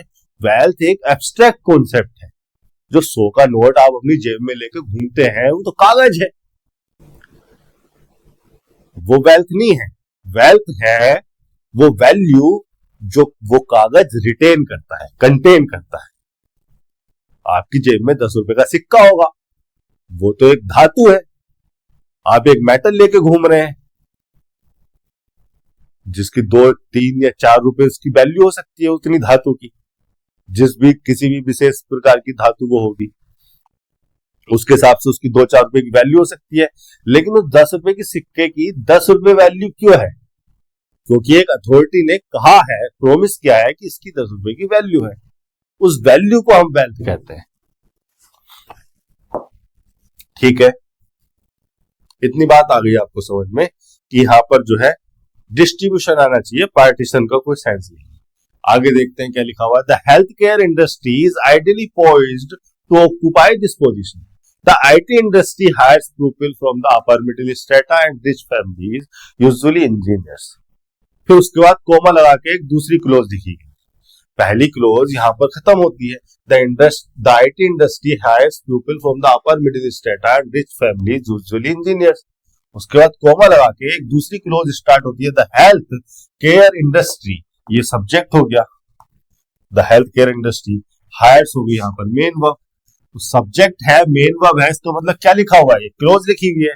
कहा यह जा रहा है कि IT industry upper middle strata से, अपर मिडिल लेवल, स्टेटा का मतलब लेवल, अपर मिडिल लेवल से लोगों को हायर करती है, रिच फैमिलीज को हायर करती है। Health care industry hire nurses to the tune of 80% of the jobs created from the lower economic strata. कि जो आईटी इंडस्ट्री है, आईटी का मतलब information technology industry, IT industry hire level से rich families को, उनके लोगों को हायर करती है, और जो हेल्थ इंडस्ट्री है वो लोअर स्ट्रेटा से, निचले स्तर के लोगों को हायर करती है। क्या यूज किया जाना चाहिए यहाँ पर? Despite, unless, unlike, where. देखिए डिस्पाइट और अनलाइक को तो आप वैसे ही हटा दो, क्योंकि दोनों के दोनों प्रीपोजिशन है। डिस्पाइट एक ऐसा प्रीपोजिशन है जिसको कॉन्ट्रास्ट एक्सप्रेस करने के लिए यूज करते हैं, डिस्पाइट को लगा देते हैं या इन स्पाइट ऑफ को लगा देते हैं। प्रीपोजिशन है, प्रीपोजिशन के बाद लिखा जाता है ऑब्जेक्ट, जो कि कोई नाउन होगा, प्रोनाउन होगा या नाउन फ्रेज होगी। नाउन फ्रेज हो सकती है। यहाँ पर तो पूरी की पूरी क्लोज लिखी हुई है। The health care industry subject हो गया, हायर्स हो गई मेन वर्ब, सब्जेक्ट लिखा है, मेन वर्ब लिखा है, तो इसका मतलब क्या है, क्लोज है। अगर दो क्लोजेस लिखी है तो यहाँ पर लगाया जाना चाहिए कंजंक्शन। प्रीपोजिशन का तो कोई सेंस ही नहीं है। अनलाइक भी एक प्रीपोजिशन है जो कि डिफरेंस बताने के लिए होती है। अनलाइक का मतलब होता है डिफरेंट फ्रॉम, डिफरेंट फ्रॉम। ये दोनों तो हटाएंगे। अनलेस आना चाहिए, वेयरएस। देखिए अनलेस एक सबऑर्डिनेट कंजंक्शन है और वेयरएस भी कंजंक्शन है। अनलेस एक सबऑर्डिनेट कंजंक्शन है जो कि एक ऐसी कंडीशन को इंट्रोड्यूस करने के लिए लगाया जाता है जिस कंडीशन का फुलफिल होना चाहिए मेन क्लोज वाले एक्शन को अवॉइड करने के लिए। क्या बोला मैंने? अनलेस एक कंजंक्शन है जो एक ऐसी कंडीशन को इंट्रोड्यूस करता है, मतलब अनलेस के द्वारा जिस क्लोज को जोड़कर लिखते हैं वो एक ऐसी कंडीशन होती है जिस कंडीशन को फुलफिल होना चाहिए अगर हमें मेन क्लोज वाले एक्शन को अवॉइड करना है। यहां पर ये कोई कंडीशन तो नहीं है। ये health care, IT industry upper middle class से लोगों को हायर करती है, इसकी कंडीशन हेल्थ केयर इंडस्ट्री का लोअर क्लास के लोगों को हायर करना तो नहीं है। ये कंडीशन तो नहीं हो सकती।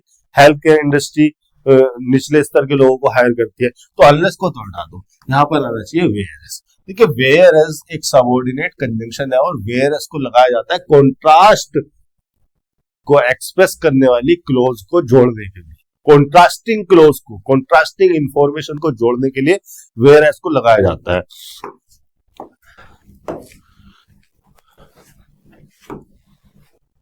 वेयरएस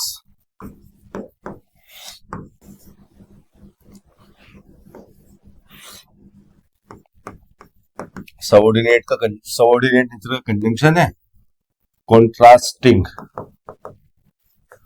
क्लोज को जोड़ता है। ऑल्दो या वाइल के सिमिलर फंक्शन में होता है। ऑल्दो या वाइल के सिमिलर फंक्शन में, सिमिलर कहा है मैंने, सेम नहीं कहा, सिमिलर फंक्शन में। वेयर एज, ऑल्दो और वाइल तीनों में डिफरेंस है, डिफरेंस भी समझ लेते हैं।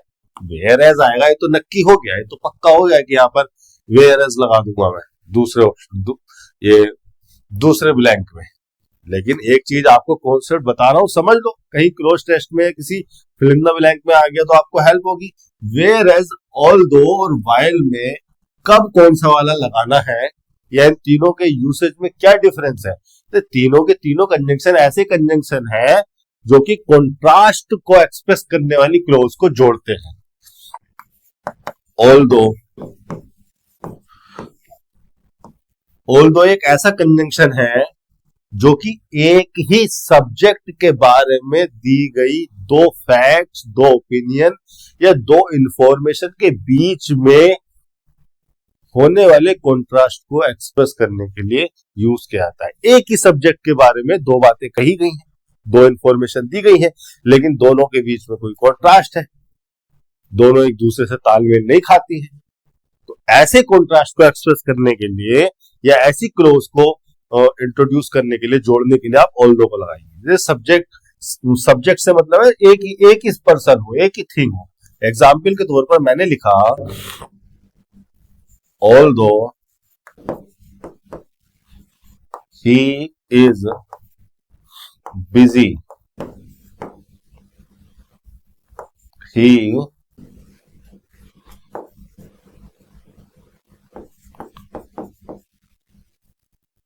was, लिख देता हूं although he was busy, busy नहीं है यहाँ पर, टायर्ड लिखो। although he was tired, he worked whole night। अब देखिए he was tired, ये वाली जो इंफॉर्मेशन है ये भी एक उसी पर्सन के बारे में है। कोई पर्सन है, मान लेते हैं रवि है, रवि के बारे में है। और he worked whole night, ये भी, ये वाली जो इंफॉर्मेशन है, ये जो फैक्ट है, ये जो ओपिनियन है, ये भी रवि के बारे में है। तो ये दोनों इंफॉर्मेशन एक ही सब्जेक्ट के बारे में है, और चूंकि इनके बीच में कॉन्ट्रास्ट है, वो टायर्ड था फिर भी उसने काम किया। अगर कोई पर्सन टायर्ड है तो एक्सपेक्टेशन तो ये है कि वो आराम करेगा, घर चला जाएगा, लेकिन उसने काम किया पूरी रात। तो ये जो कॉन्ट्रास्ट है एक ही सब्जेक्ट से रिलेटेड दो इंफॉर्मेशन के बीच में है, ऐसी सिचुएशन में आप ऑल दो लगाते हैं। अगर दो अलग अलग सब्जेक्ट्स, पर्सन्स या थिंग्स के बारे में दो अलग अलग फैक्ट्स, ओपिनियन या इंफॉर्मेशन के बीच में कॉन्ट्रास्ट है तो हम यूज करते हैं वेयर एज। जैसे मैंने लिखा she likes coffee, whereas her sister prefers tea. तो ये पहली वाली जो इंफॉर्मेशन है सी लाइक्स कॉफी, ये सी के बारे में है। ये जो दूसरी वाली इंफॉर्मेशन है ये हर सिस्टर के बारे में है। तो दो अलग अलग सब्जेक्ट्स के बारे में दो अलग अलग इंफॉर्मेशन के बीच में कॉन्ट्रास्ट को एक्सप्रेस करने के लिए वेयर एज को लगाया। और ये जो वाइल है ये whereas plus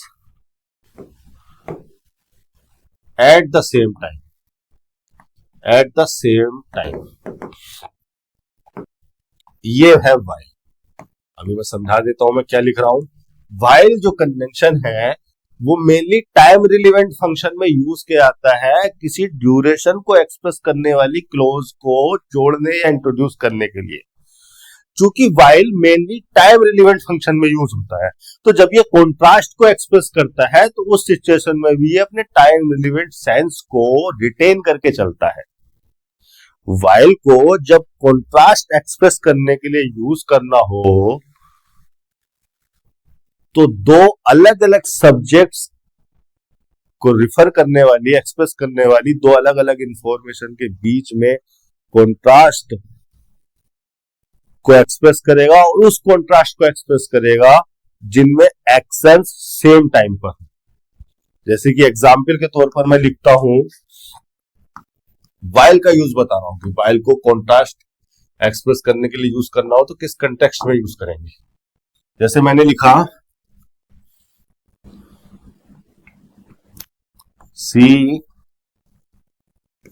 was reading the book while her sister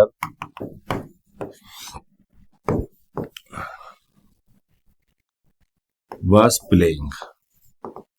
अब कहने का मतलब ये है कि ये वाला जो इंफॉर्मेशन है सी के बारे में है, ये वाली दूसरी वाली इंफॉर्मेशन हर सिस्टर के बारे में है।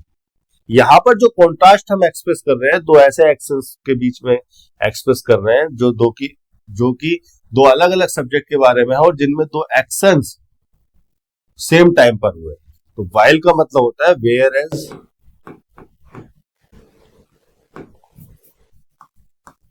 Whereas plus at the same time, यानी कि रीडिंग और प्लेइंग वाला काम एक ही टाइम पर हुआ है। इस तरह के मीनिंग में हम वाइल को यूज करते हैं। वापस आते हैं अपने क्वेश्चन पर। तो क्वेश्चन नंबर 22 में हो जाएगा फोर्थ ऑप्शन। आगे चलते हैं। क्वेश्चन नंबर 23 क्या लिखा है? Global health care is a 4.5 trillion rupee industry second only to the agro industry. Even then health care only 8% of the world's population, only 8% of the world's population calls, reaches, cures, visits। देखिए calls का तो sense ही नहीं है, out of context word है। Visit का भी context नहीं है। हेल्थ केयर इंडस्ट्री किसी को कॉल नहीं करती है, वो किसी को विजिट नहीं करती है, क्योर भी नहीं करती है। देखिए हेल्थ केयर इंडस्ट्री के क्यूरेबल एस्पेक्ट पर यहाँ पर फोकस नहीं किया गया है। यहाँ पर ये नहीं बताया गया कि हेल्थ केयर इंडस्ट्री कितने लोगों को क्यूर करते हैं। क्यूर का मतलब क्या है? किसी को बीमारी से बाहर लाना। To improve someone health, to make someone healthy again after an illness. कोई बीमार है, उसकी बीमारी अगर आपने ठीक कर दी, किसी डॉक्टर ने किसी मेडिसिन ने ठीक कर दी, तो उस डॉक्टर ने उस मेडिसिन ने उसको क्यूर कर दिया। तो हेल्थ केयर इंडस्ट्री के क्यूरेबल एस्पेक्ट पर या क्यूरेबिलिटी पर फोकस नहीं किया गया। यहाँ पर यह नहीं बताया जा रहा कि हेल्थ केयर इंडस्ट्री वर्ल्ड की 8% पॉपुलेशन को क्यूर करती है। तो क्यूर तो और ज्यादा वो करती होगी। लगभग सभी लोग आज की तारीख में 100% लोग कुछ भिखारियों को और बहुत ज्यादा गरीबों को निकाल दें या ऐसे लोगों को निकाल दें जो जंगल में रहते हैं, हमारे आदिवासी भाई बहन। इसके अलावा बाकी जो सारे लोग मेन स्ट्रीम में हैं वो सारे के सारे कभी ना कभी डॉक्टर के पास या मेडिसिन लेने या किसी हॉस्पिटल में जाते ही हैं। तो हेल्थ केयर इंडस्ट्री उन सबको कवर करती है, क्योर करती है। तो हेल्थ केयर इंडस्ट्री के क्यूरेबिलिटी एस्पेक्ट पर यहां पर फोकस नहीं किया गया, उसके एम्प्लॉयबिलिटी एस्पेक्ट पर फोकस किया गया है। यह बताया गया है कि हेल्थ केयर इंडस्ट्री वर्ल्ड की 8% पॉपुलेशन को एम्प्लॉयमेंट देती है, केवल 8% को ही एम्प्लॉयमेंट दे पाती है। तो यहां पर क्या लगाना चाहिए? रीचेस। रीचेस का मतलब to get to a level. Reach का एक मतलब तो टू अराइव समवेयर है। आप किसी पोजीशन पर, किसी लोकेशन पर, किसी ज्योग्राफिकल लोकेशन पर, किसी प्लेस पर रीच कर गए, आप वहां पर अराइव कर गए। To arrive somewhere transitive verb होती है रीच, इसलिए उसके बाद क्या लिखा है? 8%। रीच का यहां पर मतलब हो जाएगा इस कंटेक्स्ट में to get to a level, to get to a level, किसी लेवल पर पहुंच जाना। 23 का थर्ड। आगे चलते हैं। Policy makers should look at the healthcare industry as not only an industry which addresses pain, but also as one which can influence the economy, persuade the economy, impede the economy, ascertain the economy। देखिए economy को persuade नहीं, persuade किसी person को क्या सकता है। Persuade का मतलब है टू मेक समवन डू और believe something.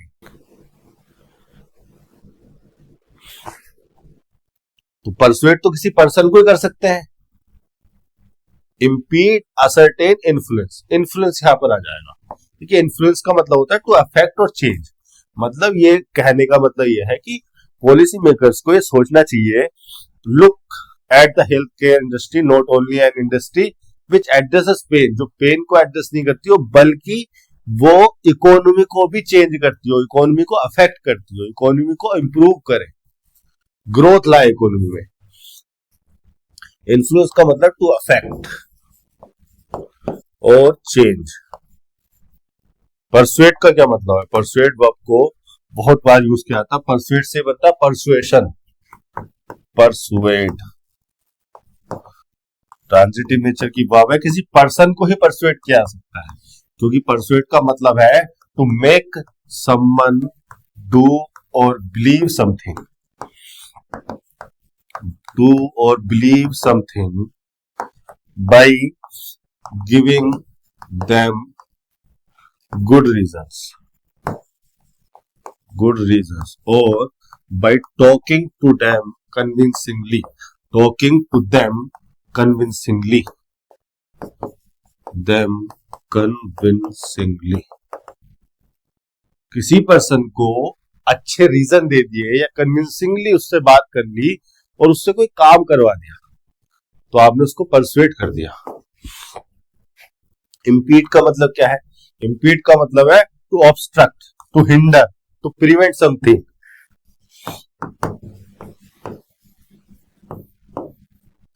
To slow down,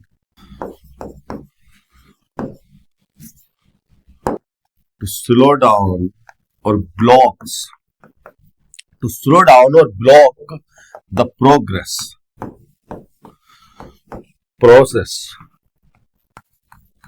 or movement, किसी प्रोग्रेस को, किसी प्रोसेस को, किसी मूवमेंट को स्लो डाउन कर देना या उसको रोक देना, उसको ब्लॉक कर देना होता है इम्पीड करना।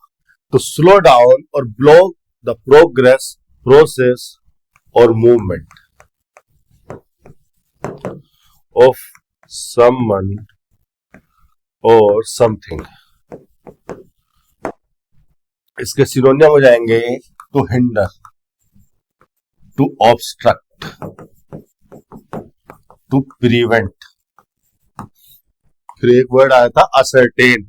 असर्टेन का मतलब होता है to make certain, to make something definite, sure. Ascertain verb है, ट्रांजिटिव नेचर की वर्ब है। टू मेक समथिंग, किसी चीज को सर्टेन कर देने कि हाँ ऐसा ही। 25 पर चल लेते हैं, ये रहे option. The last century was driven by machines that addressed human toil, and it is strongly believed that this century will be driven by healthcare. This, however, will only happen if policymakers make a conscious effort to blank लगाया गया the right policies in place। देखिए to यानी कि ये infinitive लगाया गया है, यहाँ पर वर्ब की फर्स्ट फॉर्म आएगी। चारों ऑप्शन में वर्ब दी गई है फर्स्ट फॉर्म में, टू प्लस V1, और ऐसी वर्ब आएगी जो कि ट्रांजिटिव नेचर की होगी, और ट्रांजिटिव नेचर की वर्ब अपने बाद ऑब्जेक्ट ले दी है द राइट पॉलिसीज को। उसके बाद इन प्लेस, इन प्रीपोजिशन लगाया गया है, प्रीपोजिशन के बाद लिखा गया object, in place preposition phrase, adverb phrase हो रही है। अब देखिए ये मैं क्यों समझाता हूँ आगे पीछे की स्ट्रक्चर, क्योंकि हेल्प करेंगे आपको यहाँ पर वर्ब लगाने में। हमें ऐसी वर्ब लगानी है जो कि ट्रांजिटिव नेचर की हो, जिसका ऑब्जेक्ट राइट पॉलिसीज हो सके, और जिसके मीनिंग को मॉडिफाई करने के लिए इन प्लेस एडवर्ब फ्रेज के फंक्शन में, एडवर्ब फ्रेज के रूप में आ सके। कट होनी चाहिए, cut the right policies in place, desire, put, design. देखिए कट और पुट, सॉरी, कट और डिजायर ये तो आउट ऑफ कंटेक्स्ट हो रहे हैं। डिजाइन और पुट में आपको कंफ्यूजन होगा, राइट पॉलिसीज को कट करने की बात तो नहीं की गई है। कट करोगे तो फिर हेल्थ केयर फायदा कैसे पहुंचाएगी इकोनॉमी को? डिजायर की बात भी नहीं है यहाँ पर। या तो हेल्थ राइट पॉलिसीज को डिजाइन किया जा सकता है या फिर पुट किया जा सकता है। डिजाइन को अगर आप यूज करोगे तो डिजाइन के मीनिंग के साथ इन प्लेस अप्रोप्रिएट नहीं होगा। फिर डिजाइन यहाँ पर लगा दोगे तो राइट पॉलिसीज को डिजाइन तो किया जा सकता है, लेकिन design the right policies in place, in place एक एडवर्ब फ्रेज ऐसी लगा दी गई है जिसकी वजह से मैं डिजाइन को चूज नहीं करूंगा। मैं यहां पर लिखूंगा put, put the right policies in place. Put something in place का क्या मतलब है? देखिए पुट समथिंग इन प्लेस का एक मतलब तो यह है कि किसी सामान को उठाकर उसकी एग्जैक्ट लोकेशन पर, सही प्लेस पर रख दिया। ये पेन है, कहीं भी रखा हुआ था, लेकिन जहां इसको रखा जाना चाहिए वहां मैंने इसको उठाकर रख दिया। तो put this pain in place, in place मतलब इसकी जो सही पोजीशन है वहां मैंने इसको रख दिया। तो फिजिकली किसी सामान को उठाकर या मूव कर कर किसी जगह पर रख देना, एक मतलब तो ये हो गया पुट समथिंग इन प्लेस का। पुट समथिंग इन प्लेस का दूसरा मतलब है to introduce something, to start something. और समथिंग भी क्या, कोई पॉलिसी हो सकती है, कोई रूल, कोई सिस्टम हो सकता है, कोई प्रोसेस हो सकती है, कोई ऑर्गेनाइजेशन हो सकती है, उसको एस्टेब्लिशमेंट हो सकता है। मैं लिखवा देता हूं यहां पर to put something in place. to put something in place. To put something in place का मतलब हो गया to introduce or start something such as rule, policies, system, process, etc. किसी प्रोसेस को, पॉलिसीज को इंट्रोड्यूस करना, स्टार्ट कर देना। तो यहां पर आ जाएगा 25 का fourth option, to put the right policies in place soon. इसी तरह से आपको ये 25 क्वेश्चन घर पे बैठ के प्रैक्टिस करने हैं। मैं पहले भी आपसे कह चुका हूं कि कमेंट सेक्शन में आप मुझे लिखे जहां पर आपको प्रॉब्लम। आज के सेशन में इतना ही, धन्यवाद।